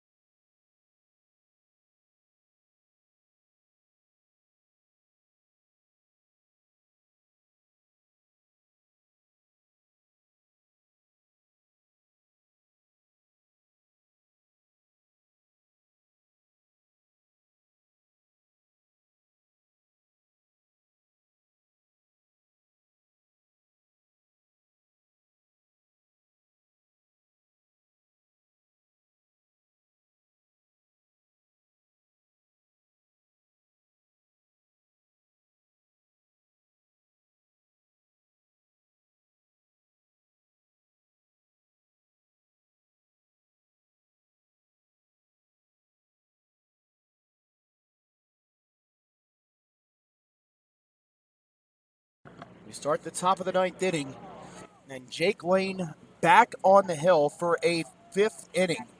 Justin Lorenz throwing in the Panther pen, and the first pitch to Torrealba is lined into center field for a base hit. And the Spartans have the go-ahead run aboard to start the 9th. And that's got to be the question rolling around Greg Berkemeyer's head right now is how long do I stay with Jake Lane for as good as he's been? Umpires apparently already said he's about to call the police. Unlike fans. Here's Allywine, who on the night, 1 for 4 with a walk. Doesn't have any security there. They don't have any personnel there at all. They leave. Yeah, but so the only person there is Nate. Not sure I saw Allywine try to drop a bunt there. That was very shocking. And it's 2-0. But so he wants to like clear out the whole fan section on the stage. On the way, and that missed at the shoulders. It's 3-0. And yeah, but it's not like an admin there. There's no one to go to the stands and say stop. for Jake Lane, this will be pitch number 68 to the left-hander. On the runner on at first, and that's low for ball 4. And Jake Lane just might be out of gas. And the Panthers bullpen absolutely exhausted from this series. And Greg Berkemeyer makes the trip to the mound. I don't think he's made the signal yet. It's going to be Justin Lorenz if they do. And I do see a second man up in the pen. That might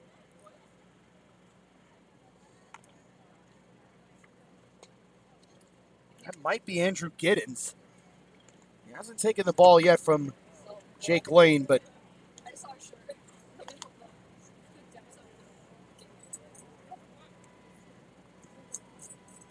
Greg Berkemeyer is going to extend this convo as long as he can.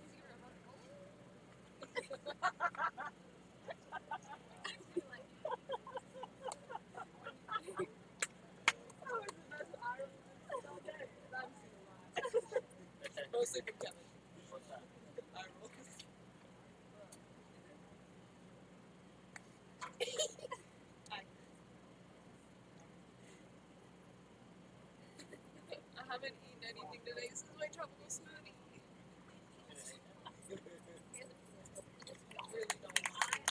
And that will be it for Jake Lane. And it looks like for Florida Tech, they're going to call it. If I'm not mistaken, I believe that's Tyler Osterman wearing number 18. This is what you wanted, right? What? I kissed a girl? This is what it is? Yeah, this is not. So we'll step aside and get the numbers on Lane, and then we'll tell you about Osterman. Tampa has 2 on with nobody out here in the top of the 9th, and we are tied at 9.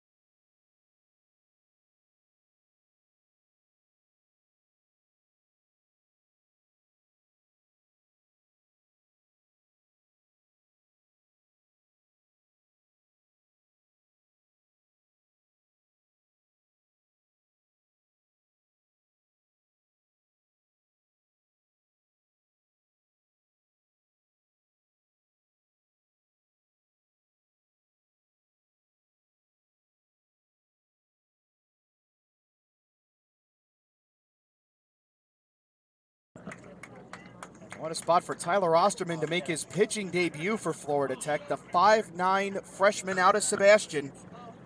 First time he'll be pitching. He is an infielder. And it's going to be a pinch hitter here. It'll be Drew Earhart, who started game one for Tampa at shortstop. He's going to come in. He already had left with an injury after a ground ball that had hit off his wrist. But he will pinch hit here for Perry. Tampa's got a chance to take the lead. They're going to drop the bunt here. They've got one play. It's to first. They'll get him there. But Tampa now have two in scoring position.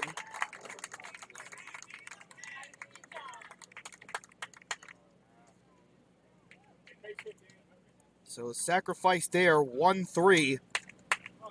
And the go-ahead run is 90 feet away.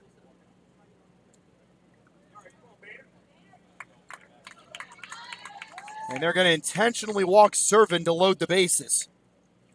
Probably the right play because now you've got a chance to get the force at any base or maybe even a double play.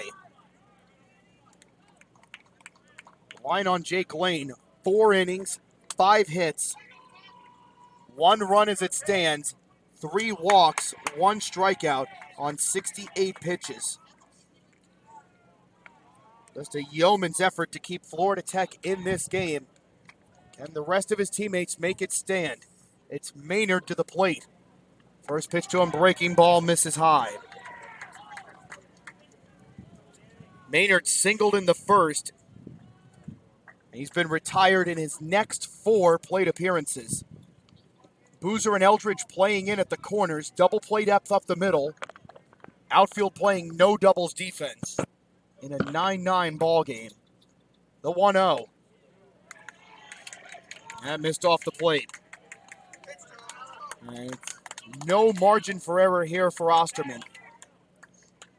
Torrealba at third. Allewine at second. Servin at first. 1 out in the top of the 9th, tied at 9. Wind blowing right to left continued. And the 2-0. Missed high and inside.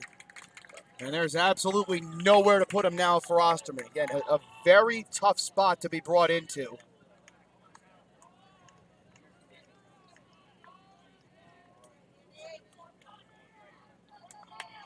Hadn't made a pitching appearance. I don't think he's hit this year. And you're bringing him into a tie game 9-9. Thought about showing bunt. They'll call the strike. Left the bat out just long enough for a called strike. It's 3-1.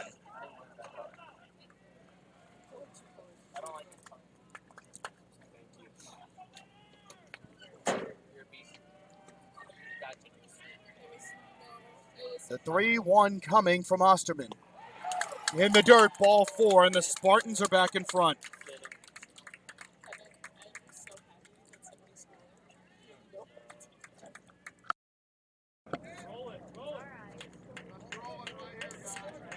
And now Tampa are just going to look to try to pile on here.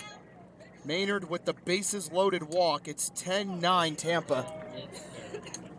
And here's Durr. 0 for 3 with 2 walks and a run scored. Same defensive alignment. Panthers still trying to play for a double play and keep it 10-9. It's hit to Osterman, but it knocked him down. He's got 1 play. It's to first. And that's a huge break for Tampa. That could have been a 1-2-3 double play, but it caught Osterman on the follow-through that it actually knocked him backwards and knocked him down to where he only had to play at first. And there's the insurance run the Spartans were looking for, and now Florida Tech are going to need at least 2 to tie and 3 to win.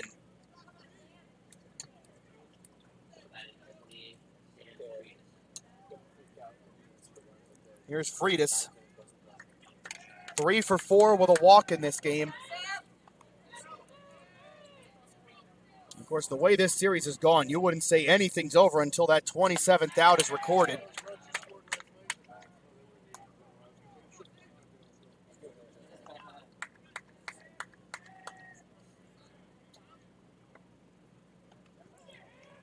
Doubled to lead off the second, singled in the third, walked in the fourth, grounded out to short in the sixth, and then singled to right in the eighth. Morion warming again in the Panther bullpen. And the 2-0 breaking ball to Freitas is a called strike. So that officially closes the book on Jake Lane. 4+ innings, 5 hits, 3 runs, 3 walks, 1 strikeout, 68 pitches.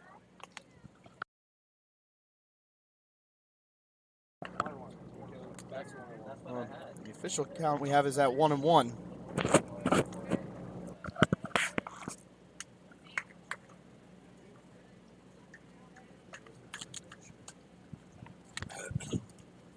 Outfield continuing to play back, especially Newton in left.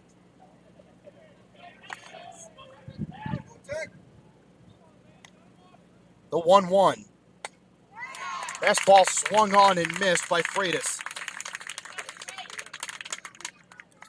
Panthers are 1 strike away from getting out of this, keeping it at a 2-run game. It'll be Boozer, Owens, and Eldridge in the bottom of the 9th.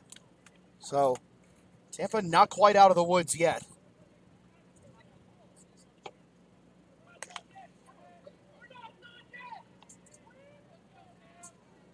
Osterman working from the third base side of the rubber, and the 1-2. Breaking ball missed above the shoulders.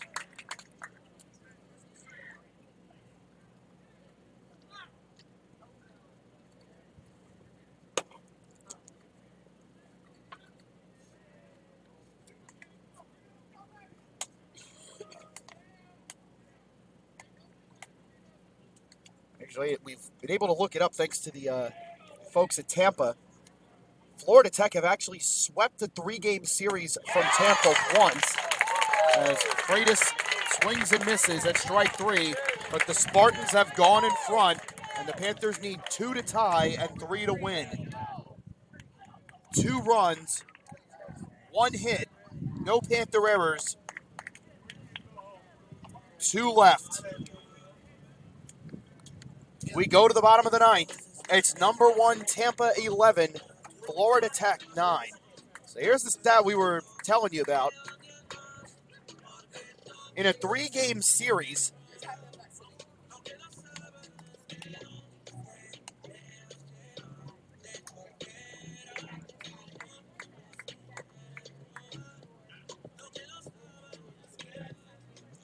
Florida Tech swept Tampa back in March of 2003, and that was over in Tampa.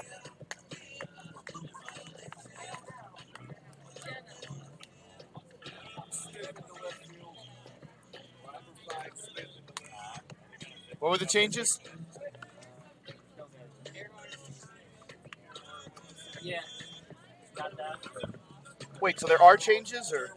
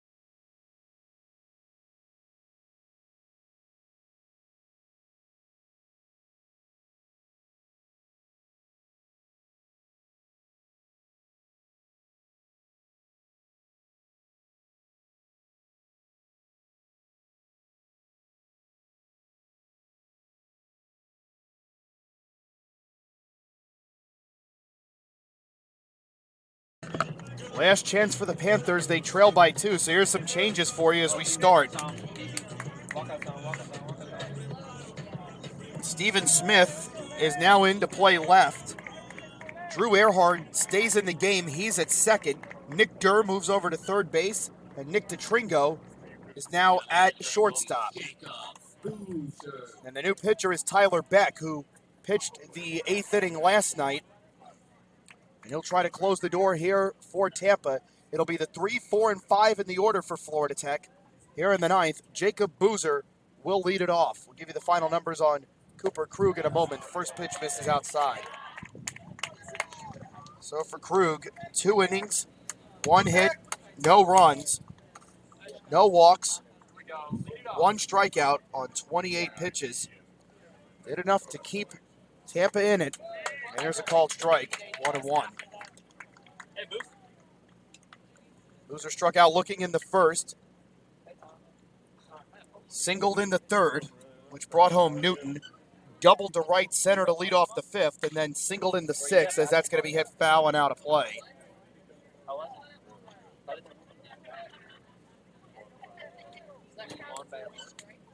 And you got Boozer and Owens, your 2 best power hitters. And Eldridge behind him. And Blaze Maris not too far off in the distance, who can run into 1-2. As Boozer lines that into right for a base hit. And the Panthers will bring the tying run to the plate here in the bottom of the 9th.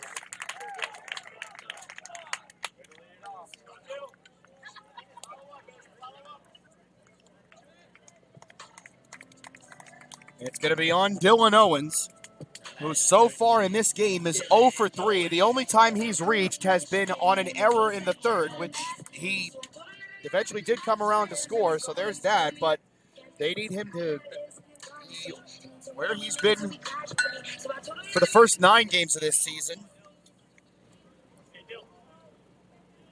Short lead for Boozer at first, obviously.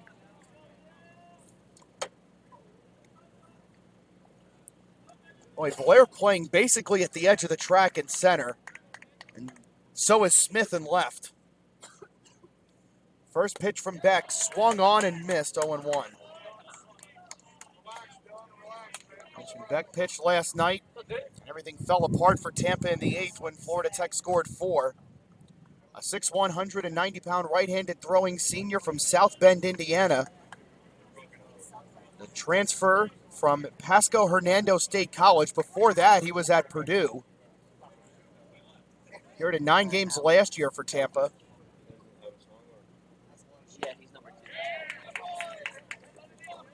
Called strike to Owens there. It's 0-2. Eldridge on deck. Maris behind him.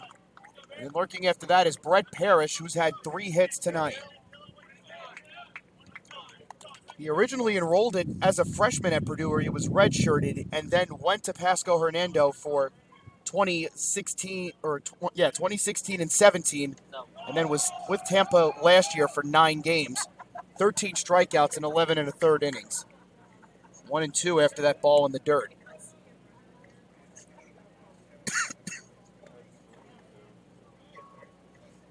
Actually was quite the hitter in high school. He was a shortstop. 3-time All-Northern Indiana Conference honoree, and a first-team selection as a senior, hitting .422. Hit .416 as a junior. But they've turned him around, made him a pitcher. But Beck for the year, 7 2/3 innings, 7 hits, 7 runs, 3 of them earned, 4 walks, 8 strikeouts, a 3.52 ERA, 1 save, and a loss as Owens fouls that off. Stays 1-2.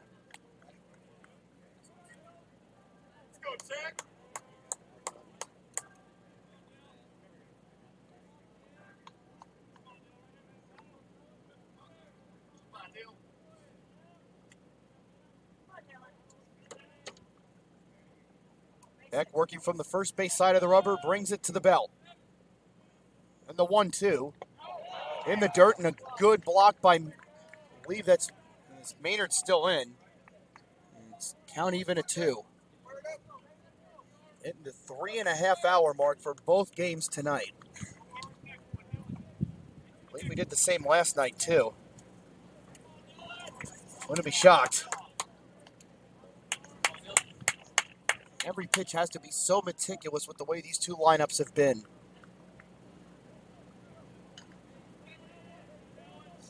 Allywine holds the runner at first. The 2-2. Hit off the end of the bat, and that'll be through for a base hit into center field. They'll play it station to station with Boozer staying at second. And the tying run is on base at the bottom of the ninth for Florida Tech. Just well done. Little flick of the wrist off the end of the bat and into center field. Hit it where they ain't.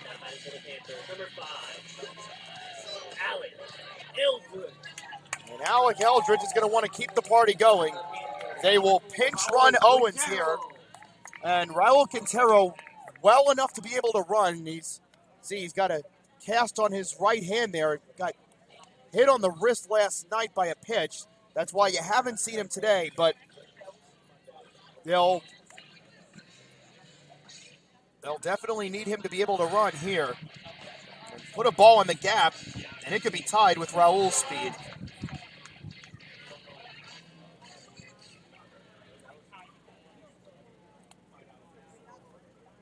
So Quintero represents the tying run. Eldridge, the winning run at the plate. On the night, 1 for 4. He had a tying double down the line in the 5th. They're playing in at the corners, double play depth up the middle, no doubles across the outfield. And a called strike to Eldridge to start. So I'm thinking if you're one of these Florida Tech hitters, if they're basically just going to give you that first half of the outfield, another bloop here could really throw a wrench into things.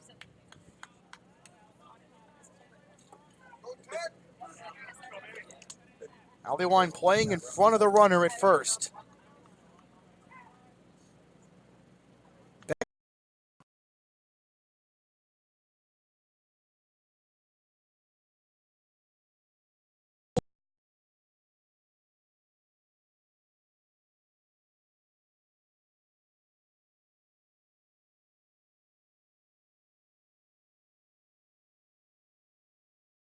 So far back, Boozer might have had enough time to get up and go to third. 0-2 the count to Eldridge. And he's got to swing away now. If he bunts foul or he misses, he's out. He can go the other way again. They're giving a lot of room again down both lines, honestly, but especially on the left. The Panthers have been so good going the other way tonight. The 0-2. Outside. Remember, if you want to, you have Rodney Bernard, who's hitting .500 on the season, on the bench if you really want to go to him. Maris on deck, Parrish behind him.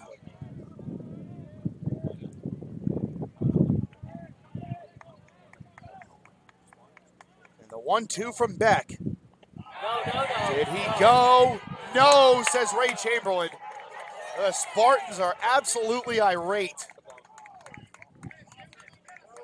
It was mighty close.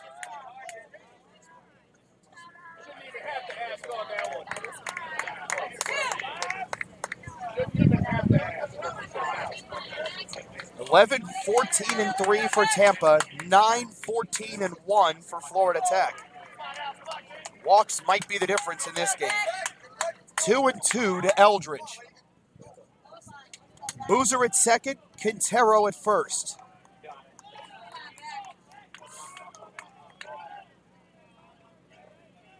That comes set, and the pitch fouled off by Eldridge. We'll do it again.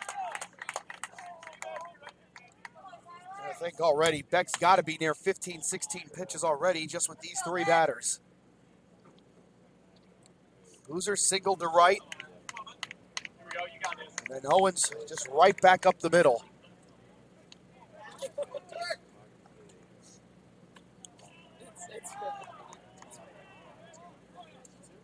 And I think Maynard called for time there. Florida Tech looking for what would be their first sweep in nearly 17 years.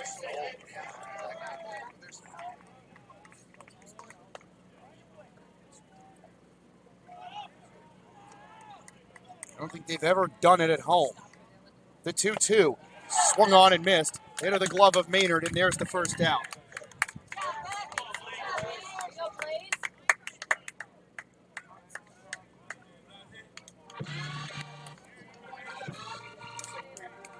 Number 9, Blaze Maris.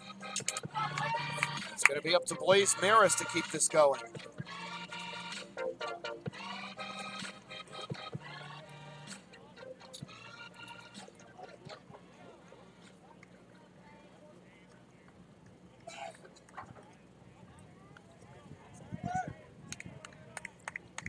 Maris 1 for 4 in this game with an RBI double. Blaze has got some pop in his bat. Already has a home run this year. Does he have a magic moment in him? Swung on and missed to that one, 0-1.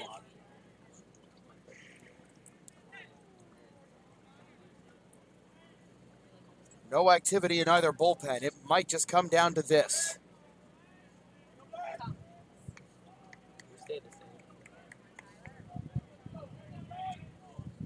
Beck looks back at Boozer and comes home with it. And misses well outside. Brett Parrish is on deck. Vinny Catanza behind him.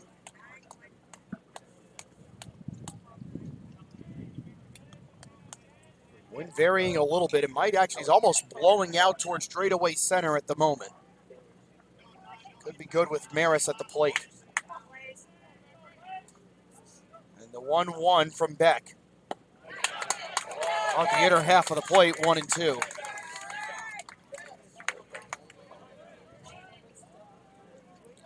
Interesting to note if things change.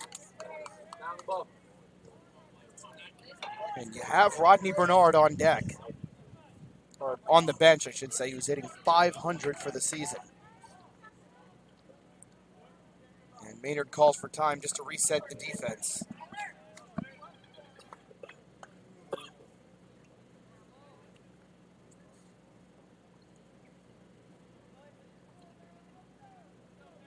Beck has his sign from Maynard and brings it to the belt.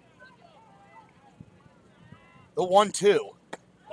That's in there for a call strike 3. Perfectly placed. And the Panthers are down to their final out in the person of Brett Parrish.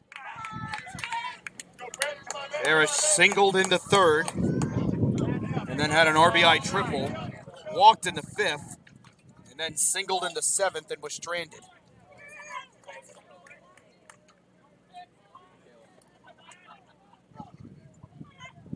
Well, considering how absolutely insane this series has been, wouldn't it be fitting for it to end on something like this? And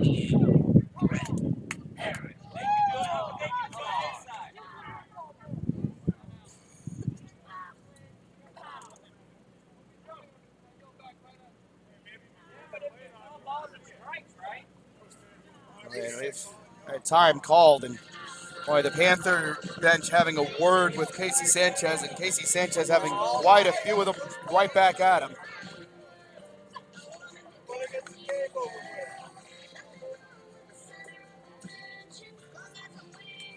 Greg Berkemeyer going over some instructions with Brett Parrish as he'll dig back in.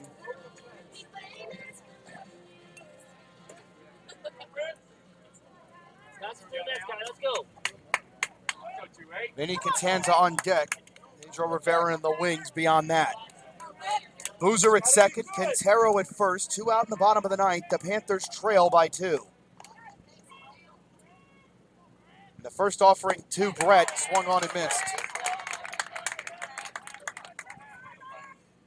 Brett Parrish didn't have a hit in a Panther uniform before tonight. He gets one here, he's got a 4-hit night, and he could be a hero depending on how that plays. The outfield almost to the track at this point. So anything that drops could be very fortuitous for Florida Tech. That misses low.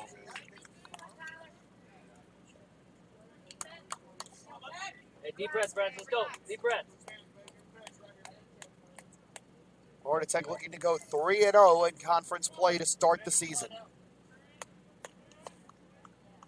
Alleyline basically hugging the line at first, well behind Quintero. And Parrish calls for time.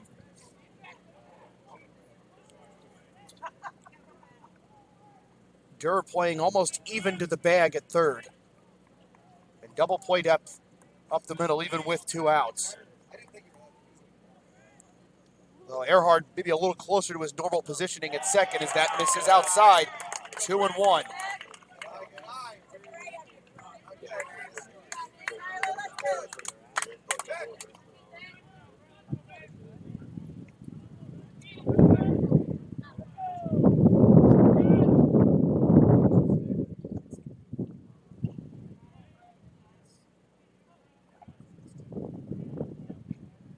Tech works from the stretch in the 2-1.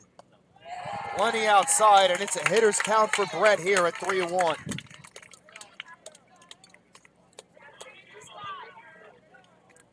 Gotta be you, Brett. Let's go. Gotta be you. He should get a very good pitch to hit at 3-1. That's one to drive. A gapper could tie it. Anything deeper than that, the roof's going to blow off this place.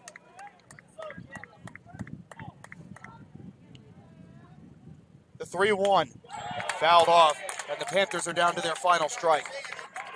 And good swing, good swing. Runners will be in motion, and that could be of benefit to Florida Tech too. Hey, battle right Run here, on man. Battle contact. right And again, if Parrish can put it in the gap, that could tie it. here. Let's go fight. Jose Jimenez going over signs with the outfielders. They're coming in a little bit in center and right. Beck is ready. The payoff pitch to Parrish. And in the air to center. This should be playable for Blair. He's in the gap in left center. He makes the catch, and the ball game is over. And an incredible series comes to an end, and the Panthers' comeback rally comes up just short. No runs, 2 hits, no Spartan errors, and 2 left. We'll take a quick break, and we'll come back to recap it. Your final score in Game 2, number 1, Tampa 11, Florida Tech 9. We'll be back. This is Panther Baseball on the Florida Tech Sports Network.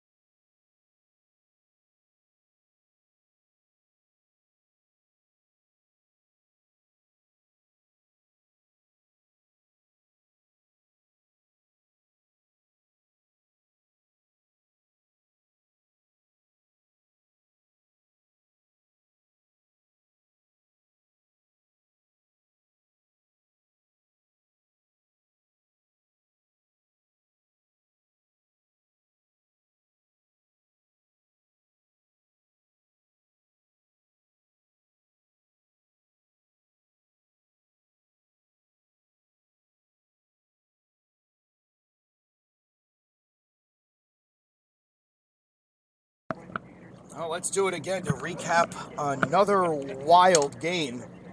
Cap off what has been an incredible series, but the Panthers fall just short in Game 2 against Tampa tonight, 11-9. Jerry Durney back to recap it with you here on FloridaTechSports.com. We'll tell you how it started. Yorvis Torrealba got it started right from the get-go for Tampa. Reached on an infield single in the first, then moved to second on a wild pitch. After Alec Allewine grounded out to Jacob Boozer.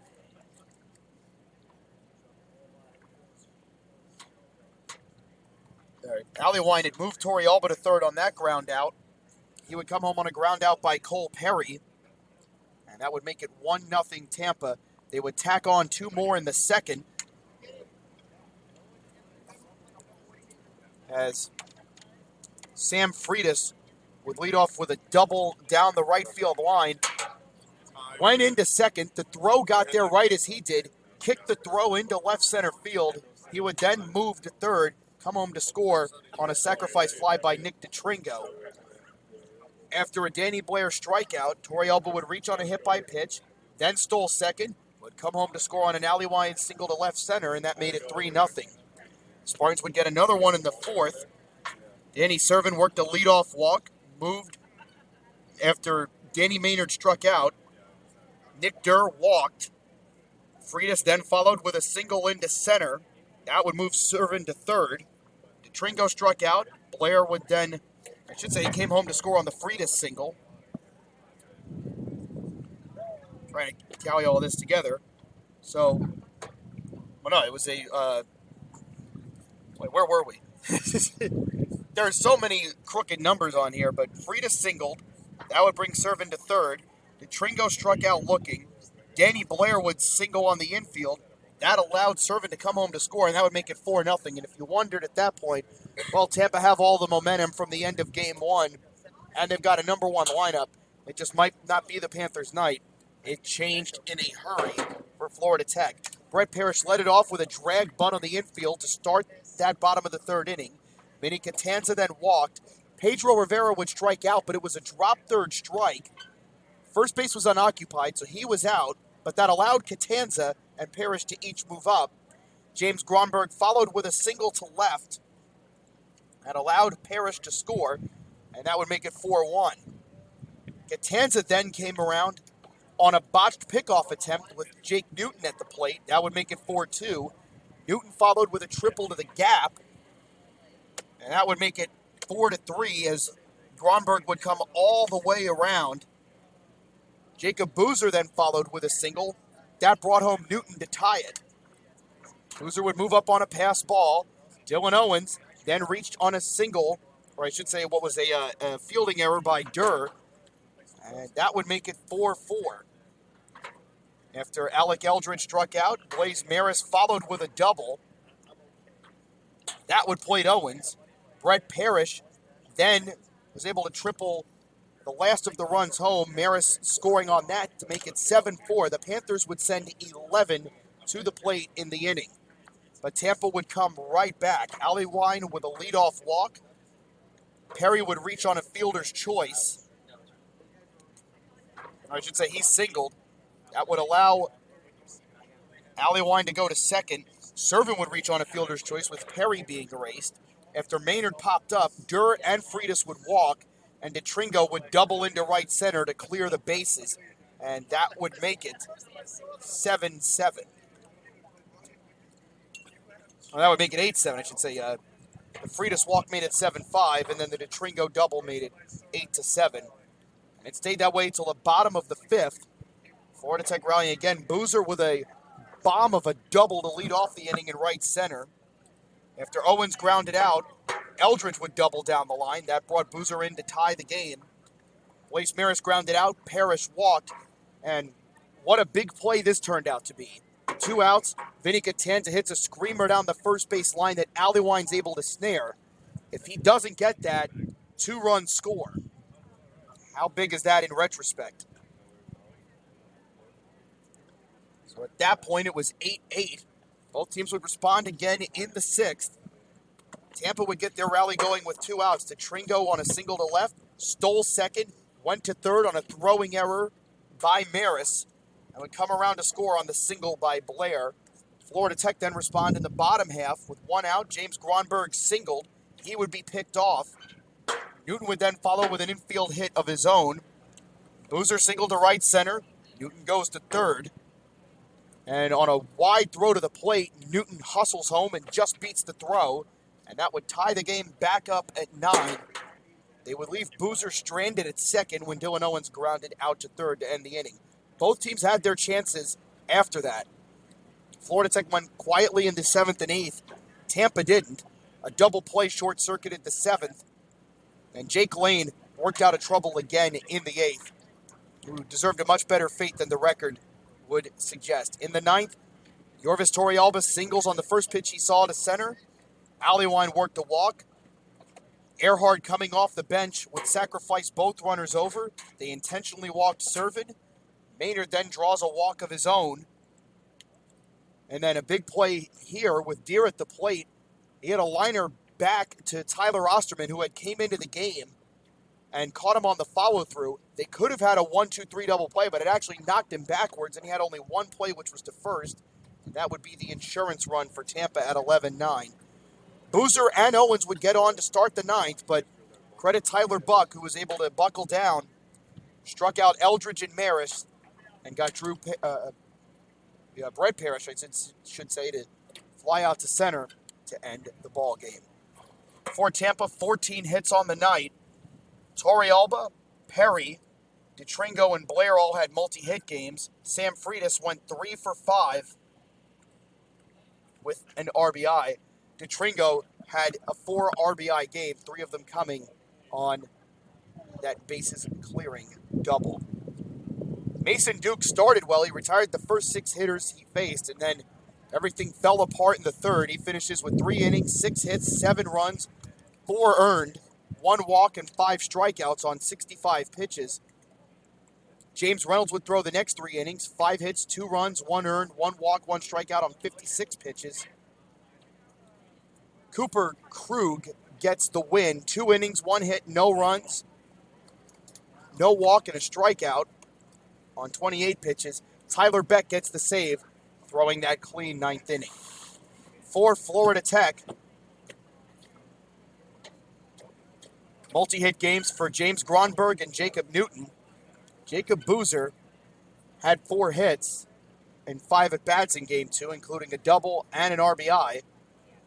And Brett Parrish with a 3-hit game as well.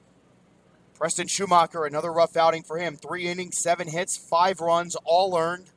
3 walks, 3 strikeouts on 71 pitches. Jordan Murray threw the 4th inning. 2 hits, 3 runs, 2 walks, no strikeouts on 22 pitches. As we said, Jake Lane deserved better than what the line score says, which is a loss. 4 innings, 5 hits, 3 runs, 3 walks, 1 strikeout on 68 pitches. And Tyler Osterman got the 3 outs in the 9th.